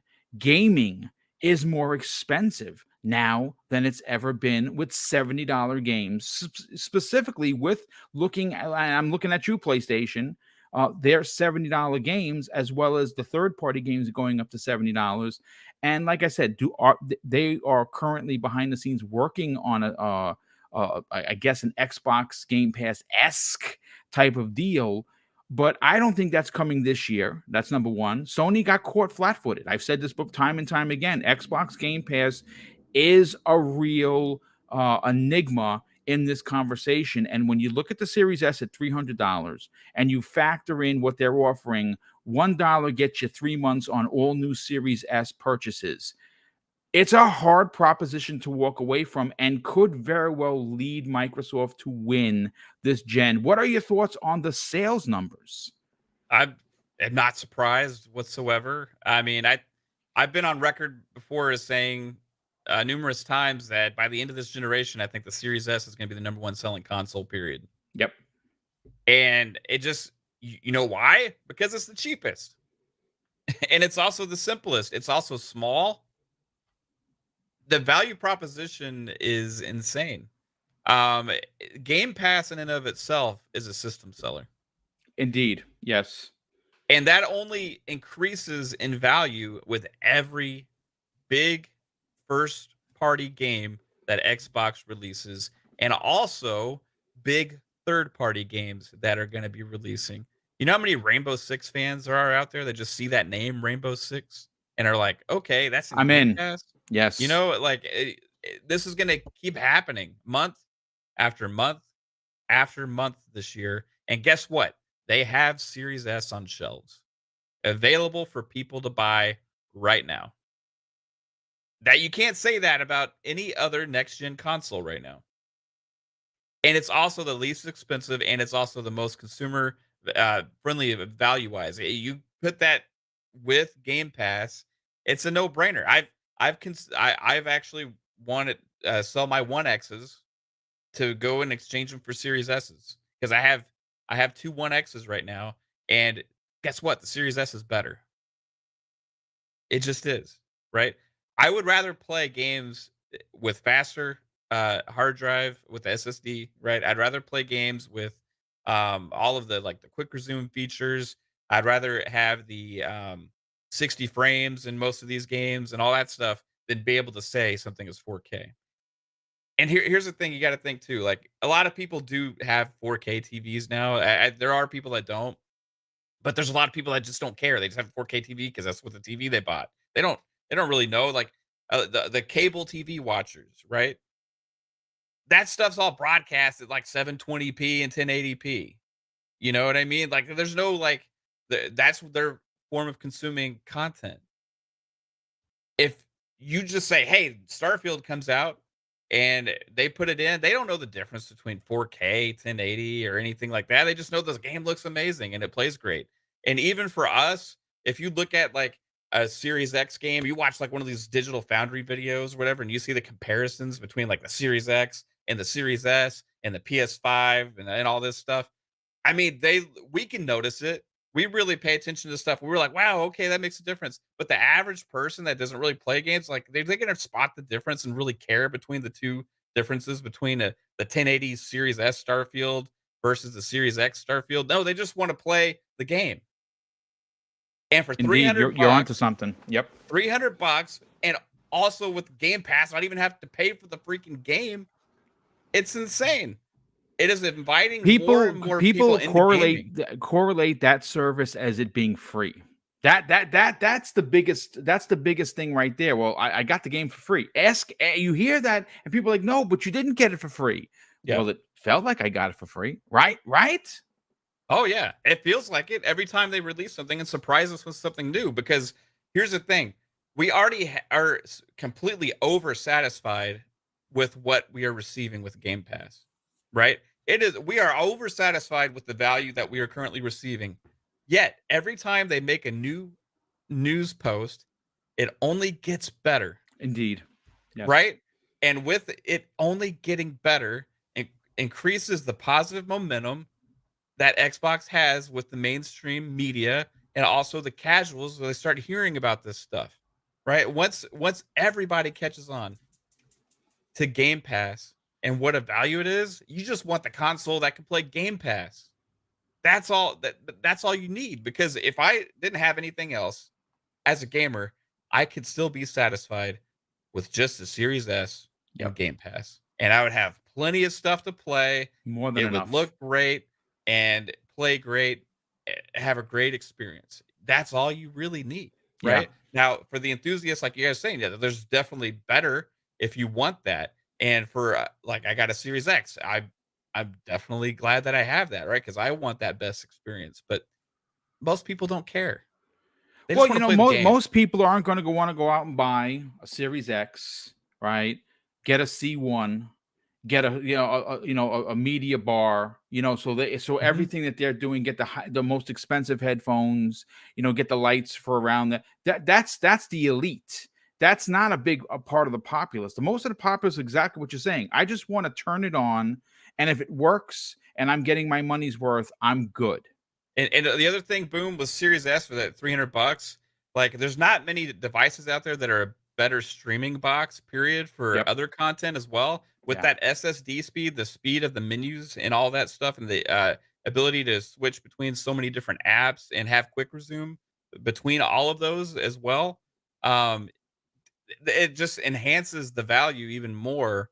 So I don't know, man. The Series S is a mainstream box that is going to catch on, and it's easy to take away. You got people making those cool accessories for it now, like that fold down screen that you can lift up. I forget, it's called the X screen or something The like X that. screen, But, which by the way, Double Barrel Gaming will be reviewing. that's awesome, Boom. I mean, it's the perfect little next gen console, man. And here's the thing: it's $300 now. Traditionally, Xbox does decrease the price over time. So will this thing get down to $249 at some point in the next holiday? year? I guarantee you. Then potentially, like 3 years from now, could you ever see potentially a $200 price point, or at that point would they switch it to something else? Who knows? But man, it's gonna sell like crazy this generation, and it's gonna be that Trojan horse, man. I think it really is. Absolutely. But listen, we have about just about 15 minutes left of the show. What I want to do is I want to get everyone's hot take. I'm going to pause the gameplay in front of us, and I'm going to throw something up on the screen, folks. That's going to blow your mind. This is the complete list of what we know is coming to Xbox Game Pass this year. This is a ridiculous list. This isn't future content. This is 2022. Pong, I gotta go to you, and I gotta grab your opinion on this, and then obviously we'll round robin, and then we'll get everyone out of here. This is what we know is coming to Xbox Game Pass for your $15 or $10 a month if you just do simply console. This is a hard proposition to look past. It is a staggering list of content. And what's interesting in this list, and I got this from Twitter, and I think I'm going to get it wrong, but I think it was JMO Money of Twitter, who is a friend of the show. I think that he posted this, and if I got that wrong, give me who actually posted, and I will give them the proper clout, because this is a well put together list. This is just what we know, Pong. This isn't the second and third party marketing deals, the first party games that we do that they're not showing and they're not telling us is coming. How could this be beat in 2022? It can't, and it's only gonna get better. Like you said, Boom, this is just the beginning. This is just what we know. Again, like I said, I expect one big game per month up until the first party titles start releasing, hopefully with Age of Empires 4 coming to console. As we just heard, the testing is potentially going on right now. So no, it can't be beat. Again, last year couldn't be beat. This year it can't be beat. Again, with billions set aside, you can expect this list to grow and grow and grow. I mean, this is just phenomenal. Again, when you look at this list, and we get something like in Deathloop, which was Game of the Year quality, just dropping in, and people have already kind of forgot about it because it was already on PlayStation 5. Excuse me. Again, this is huge. So if you're asking what I'm looking forward to, is that what we're doing here, Boom? Boom. Are we making our picks? Well, Boom isn't here, but he said that we should do picks on most anticipated first third party. All right. So go ahead. So picks wise, so one first party and one third party. Exactly. Yeah. Go ahead. Yeah. First party. Look, this is first party Starfield. Okay. Anybody who knows me already knows it's Starfield all day, every day. I don't care what game you put up against it. It's Starfield. Okay. Starfield is the most anticipated. Well, it's a 10-year game that's coming to fruition by 20-year game in his brain of what he wanted to do with this. This is Todd Howard, God Howard, as we call him out here. This is when you get Todd and the A team together, you're talking about the potential for a generational game. Okay, that's Skyrim. Yes, that's what you get out of this crew. Now, again, we don't know. People can talk all day long. How can be hyped? We don't know anything about that. Todd has said it himself. Skyrim in space. That's all it needs to be said. Period. Point blank. If that's what they're shooting for, is Skyrim in space, sign me up. I don't need another game. Okay. That's it. Okay. We're over with. It's done. Starfield is my first party title this year. I can't wait to see more on this and what they are coming through with Todd blessing us with his baby, his new baby. It's a new IP. You can't ask for which is going to have a year of polish. Correct. So that's something else that has to be brought into the conversation. They're getting the Halo effect, and they're having a year to polish this game. When this game releases, it's going to be a masterpiece. Yeah, and on an updated creation engine, current gen only. Yeah. Right. So this is going to be special in every way, shape, or form. Could it still come out and be absolutely awful? Of course. Could it come out and be Dance Dance Revolution in space? Absolutely. Of course it could. But I'm not expecting that. Okay. That's not what I assume when I have the history of Todd and his team behind it. Starfield is it for me for the first party. For third party, it still remains. Look, there is so many good stuff on here, right? Atomic Heart is high on my list. I can't wait to see what that crazy game looks like, right? Obviously, A Plague's Tale, Requiem. My God, the first Plague's Tale is fantastic. I can't wait for this one. It looks like it's even better, right? Dark Tide, all these games. But it still remains Stalker 2. Stalker 2 for me is still a game. Now we're hearing rumors that it could be delayed until August. If that's the case, I got plenty to play. That's fine. I hope it's not, because I really want to get my hands on Stalker 2, because Stalker on the original PC, a lot of people did not have an opportunity to play that, right? Look, Metro is part of that original team that broke away. Stalker is what started it all, that Chernobyl setting but Stalker on the original PC had so much Bethesda Obsidian to it. It's not even funny as far as character development goes, as far as decision making goes. All of that kind of stuff was way ahead of its time in a lot of ways. Yeah, Wasteland was around back then as well. That post-apocalyptic type game was just getting started when the original Stalker came out. Stalker 2, to me, from the original team, now GSC Game World is the developer, from the other half of that original team. I cannot wait for that game. It's on Unreal Engine 5. The footage that they showed us last year looked absolutely ridiculously good. And so if they've put that whole game together and brought in those original elements from Stalker into Stalker 2, my God, we could be looking at something that is I won't call it a sleeper hit per se, because a lot of people know about it now, but I will say it'll be something that grabs more people than they probably thought it would. Yes. Or people that maybe thought they weren't interested in jumping into it, jump into it simply because it's on Game Pass and go, Indeed. oh my God, this is a crazy world. I can't wait to finish this game. So those are my two. But there's so many. Boom. Again, Deathloop is high. I'm looking forward to so many games. It's crazy. So what a great year. Yeah, you're a fraud. I am a fraud. Yes, because we all know that We Are OFK is the most anticipated yeah, game. but we're talking about Game Pass, and it's not coming to Game Pass yet. We Are OFK. Right. We don't know for sure if it's even coming to Xbox, for God's sakes. It might be a Sony exclusive. We don't. Maybe. But you know what? Let's bring in Box and Burger. Box and Burger. Out of this list, I'm going to throw back on to the part of here. What are your top picks? And could this just be an absolutely outstanding 2022 for Xbox Game Pass? Oh, it's going to be an amazing year for Game Pass. I mean, this is the list we know of. Yeah, right.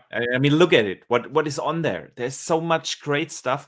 If that is all that came out this year, I would already be happy with the subscription. But we know we get these monthly updates with new announcements, with other games coming to Game Pass. We just had the announcement of Rainbow Six Extraction coming, and so on. So there will be a lot more than just this list. So yeah, it's going to be an amazing year for Game Pass. Out of this list, I'm kind of with Pong here. Starfield, definitely my most anticipated first-party game.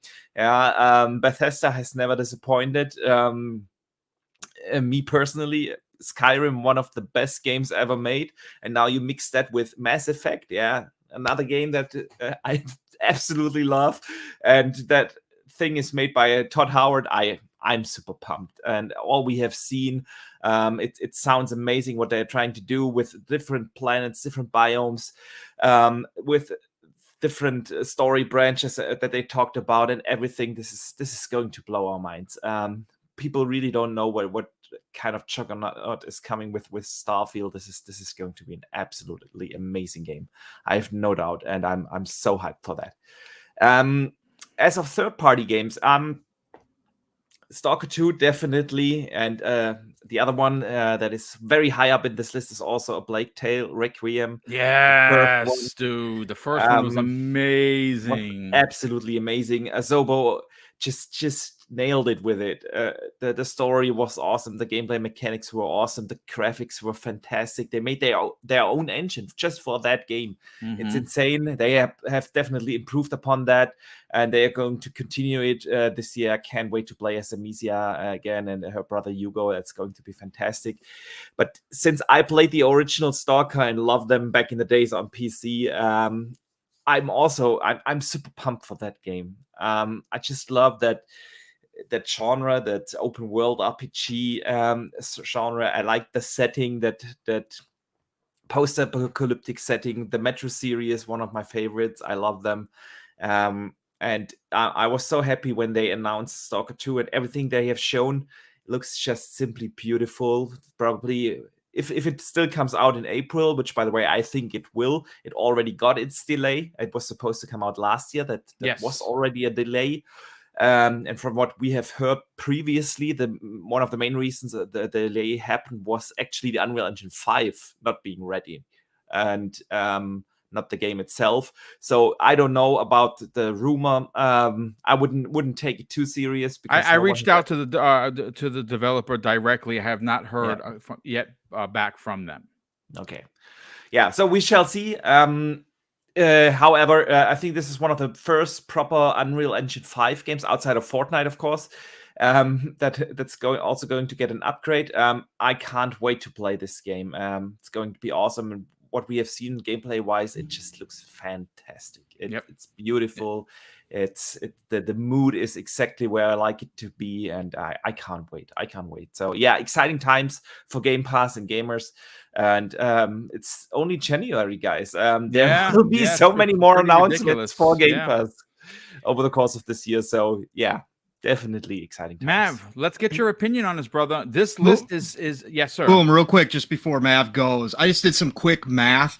Right on here, there's 36 games, correct, already, and we won't even. And I'll throw in. Let's throw an extraction. 37 total games in Game Pass on this list. I took an average of $35. You're talking about just to even out the indies and the smaller titles with the big titles. You're talking about $1,300 already. Wow. $1,300 in just what we know for $180 per year. And again, as somebody like me who's going to play 95% of these games at some point, my God, the value is just ridiculous. You're just not going to have enough space on your memory on your hard drive. Nope.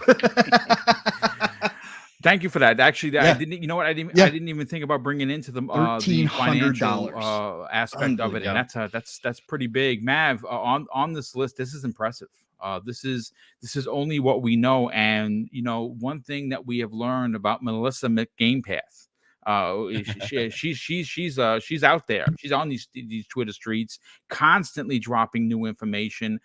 Even if they only added another 14 titles or 13 titles, making it 50 games to Game Pass this year, that averages just under one per week, and some of these are big AAA bombs. This is very impressive. What are your thoughts on this list, and what are your two top picks? So this list is only going to get bigger. It's a crazy thing. I also noticed it's missing some of the PC Game Pass ones, which is like Total War Warhammer 3. Yes. Right? Stuff like that. That's a big deal, right? So we can't forget about that stuff. But first party wise, hands down, I'm with the fellas. God Howard is bringing the heat this year with Starfield, and it's going to be the biggest game of 2022 by a long shot. I mean, this thing is going to take the world by storm. They have been. I want to see his notebook, like this 20-year notebook that he probably has like stored on a shelf that just says Starfield written on it, with just like ideas and notes and stuff he's been planning for all this time. Man, I can't wait to dive into that game. It's going to be a dream game, I think, for a lot of people. Not just Xbox fans or whatever, but people that have been waiting for that Western RPG style first person / third person sci-fi epic space RPG with all this original music and storylines.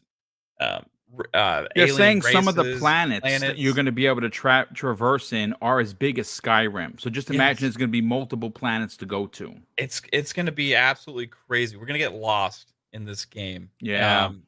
And think about how big Skyrim was, and this is going to be a new IP that's going to take that to another level, right? Yeah. I just can't wait for that, man. It's going to be I'm getting goosebumps just talking about it. Yes, exactly. Just listen. You want to get goosebumps? Just go listen to their original music that they. Did you see that orchestra playing that original soundtrack? Yes. Yep. It's phenomenal. Amazing. It reminds me of like a mix between like Interstellar and some other things too, with the composition on that. It's incredible. And they start their creation process with the music, which is the best. Which I super love. Yeah. I didn't know that. But it's amazing, because if you think about these big Bethesda games, the music always stood out, and it is what everyone remembers. Think about the Skyrim soundtrack or the Fallout soundtrack. It just pulls you into that world, and when absolutely that all the other creatives, the map designers, the level designers, the artists that make the figures and whatnot, all have that music in mind when designing the game. I love that. It's awesome. Yeah. And as far as third party, man, it's like tough to pick one because there's so much. I mean, you got Replace, and you got Weird West in there. You got the Plague's Tale is two for me is the one. That's the one. You got truck to Yomi, which looks really freaking cool. Yeah, that too. looks fantastic. And, Atomic Heart also looks really, really good. yes, replaced that little 2.5D side scroller. That looks phenomenal. That looks like I'm also looking forward to Shredders. I love Tony Hawk and everything. Yeah, Shredder's snowboarding, for God's sakes. And we haven't had that in a while, so I'm gonna go out of the box here a little bit, Boom, if that's okay. Yeah. No, I'm gonna tell you one that I think is coming to Game Pass, and we don't know about it yet, but I think cheater could happen. sneaky. And I think that Xbox could spend some of those billions on this one. Okay, with all of their ties to WB Games and all these things happening. Talk about it. I know what you're gonna say. Talk about it. All of this stuff, right, going on. Okay, with WB to make a huge splash. Now, Xbox has been people saying they need their own superhero game. They need their own superhero game. Now they don't necessarily have to have that same impact of having an exclusive, because Game Pass is in and of itself is an exclusive, right? So if you bring a bag of cash over to WB and you put Gotham Knights, which is that style of game that they love being in Game Pass, 4-player co-op, out 4-player co-op, I am going to make a crazy prediction and say that Gotham Knights is going to be announced as coming into Game Pass day one later this year. And if that happens, by far, that is my most anticipated third party. I like what you're putting down, because guess what? The Court of Owls are at the center of that. And that is by far one of the best Batman tales in the history of the Cape Crusader. Great picks, dude. Great picks for everybody. Don't encourage the cheater. Okay. Stalker 2. You're right. I love it. That's great. Mr. Joanna Dark, this list is a stout one. What are your two top picks, first party and third party? Where do you go? I want all of them because I'm excited about that. But my two top picks, I'm going to go with Atomic Heart. As one of my favorite games on PC was System Shock back in the days. And Atomic Heart kind of gives me that bonkers kind of machine versus man kind of feel. It's a game I've been following since its inception, and I'm excited to finally get to play. And the best part is I was going to, Steam wishlist it, but it's coming to the platform. So that's good for me. And then the other one has been Redfall. Yes, I want, Starfield. But the thing about Redfall that intrigues me is that I'm a big fan of a show called The Strain that used to be on TV. The Strain was amazing. And it was about vampires that took over New York. And then you had a group of people hunting down these vampires. If Redfall can take some inspiration, which I keep looking at this trailer over and over, and just give me what's great about Deathloop, give me the culmination of Prey and Deathloop, not Deathloop, Prey and the Dishonored, excuse me. I'm down for that. And I definitely like what I'm hearing from the game, from what we can tell. And I definitely want to hunt down vampires, which I'm enjoying. But yeah, I think with Mav, I keep saying it the same way. Yeah, I believe Gotham Knight, just like Batman Origins, is not getting the respect. And I think it's a phenomenal game. And I hope it comes. Looks good. It makes sense because Sony has Spider-Man and Wolverine. So what better way to kind of get a superhero game that kind of goes into the service and kind of the mind share is, hey, it's on Game Pass, which is, Gotham and Knight. Something with that said, and that's a fantastic pick for sure. But on the back heels, you never know if they own WB and they just haven't said it yet. But that's a horse of another color. Can we spend an hour? Internet would just shut down. Like it would shut down. I had to throw it out there. By the way, Joanna Dark, expect your welcome gift to obviously Speculation Town, because you're now a part of this craziness. Right. So Archimedes is an outlier. He's like he's like the neighbor that just looks over the fence with a scowl. I'm surprised he didn't turn off his camera at that comment, by the way. That's funny. That's funny. Well, listen, I'm out of here. What a great 2 hours. I want to thank we folks. We had over 400 people here today. Peak 403. That's pretty big. This is still a small channel. We are officially under 650 to 10K. 600 under 650 away to 10K. Got a bunch of new subs. If you enjoyed it and you're new, consider subscribing. Let me just catch up on the last couple of super chats. Drawn TJ drops a very generous $5 super chat and says, you can do a podcast on YouTube through Microsoft Edge on the Series X and S. I actually did not even know that. That's pretty interesting. We also have, where are you? Let me see if I could find it. I don't want to miss anybody here.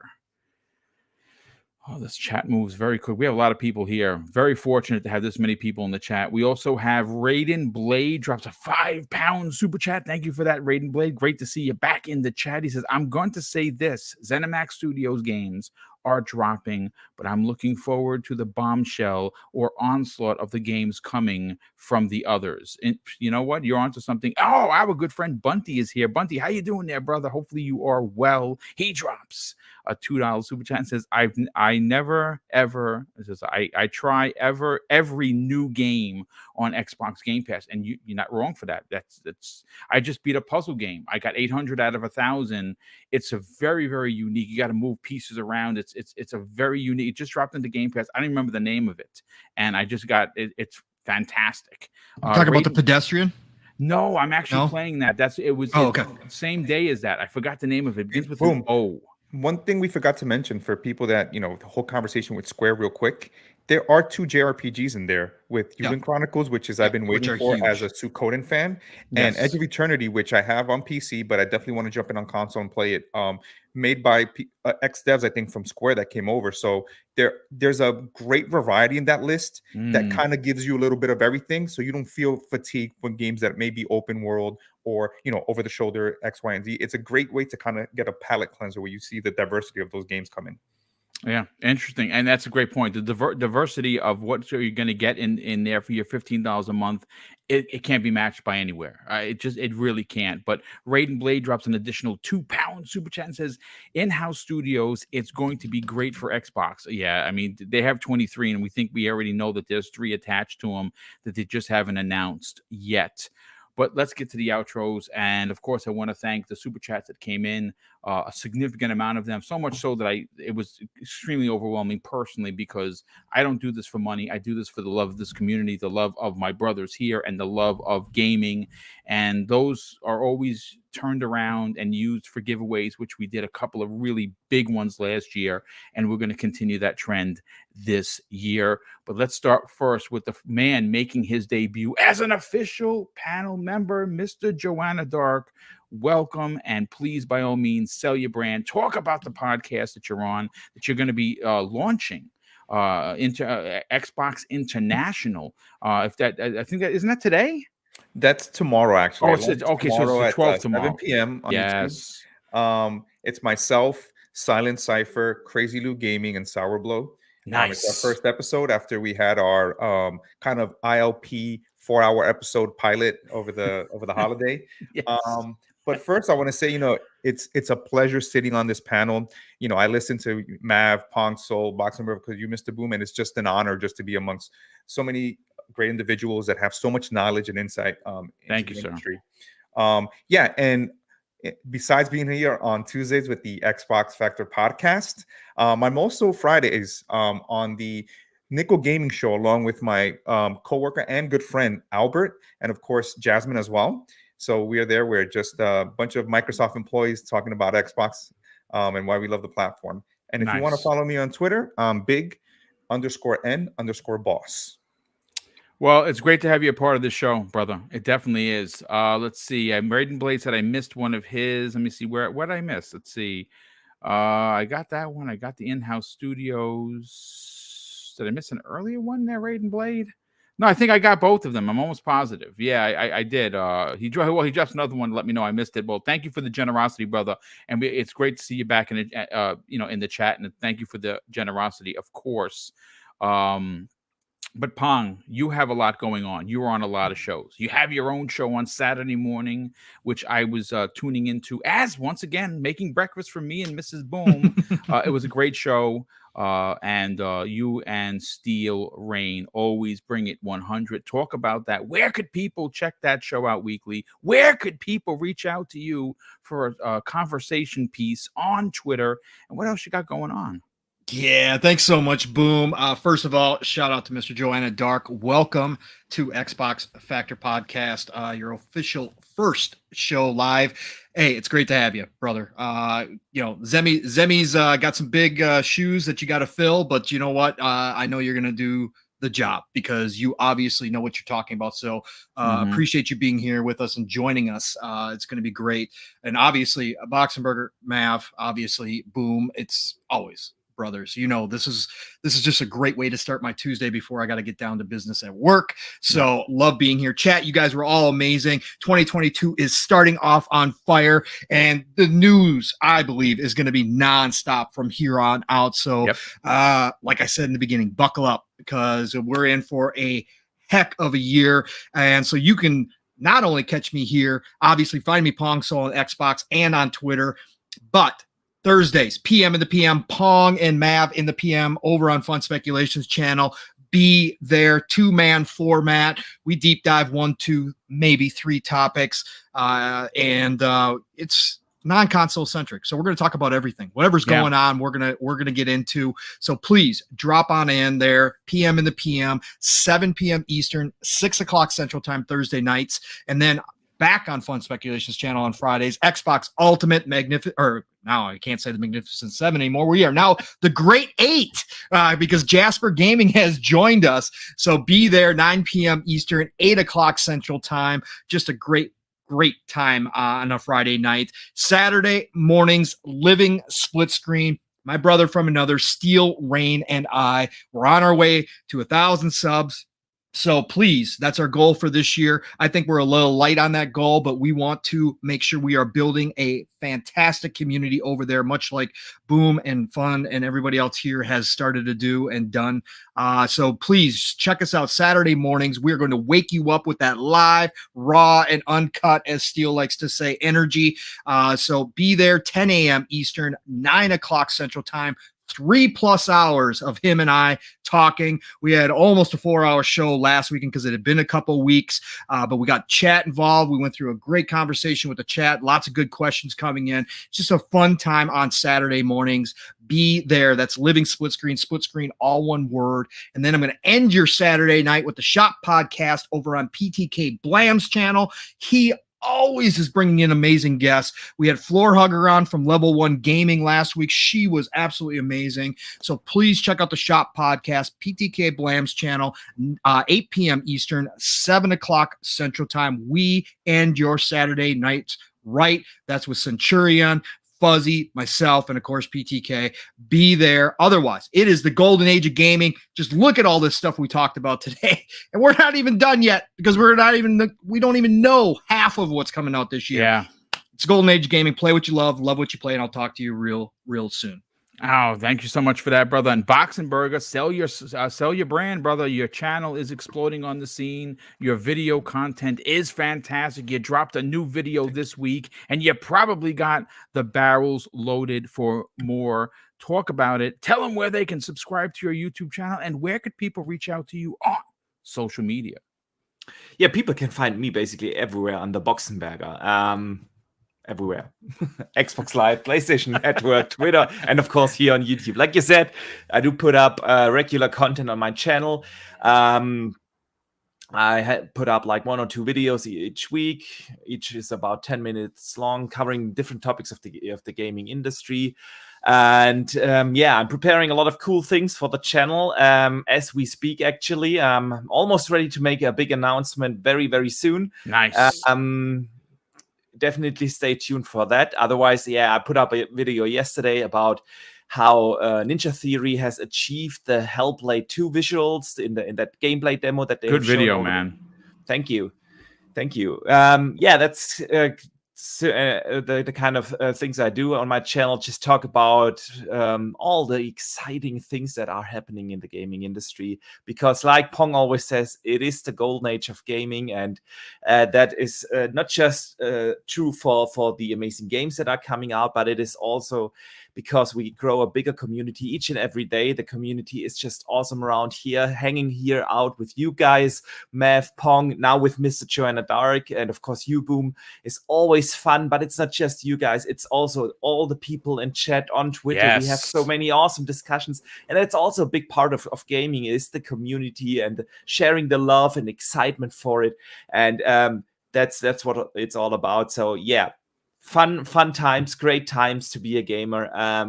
And I can't wait for the next show here with you guys. See you next week. Yeah, absolutely. And last and no way least, Mav, you got a lot going on, but one of the things that you've been doing are these solo videos. And I told you about that for a while. I absolutely love them. I think that they are raw, they're uncut, and they are to the point.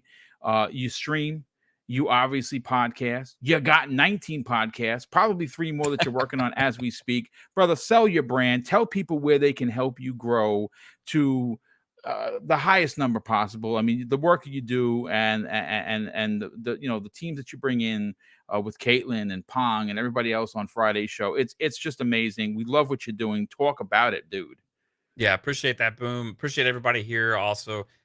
In the chat was great today. And we had this amazing conversations for Xbox. But if you want to find where I'm at, check it out on Twitter, Fun Speculation. The channel on YouTube is called Fun Speculation.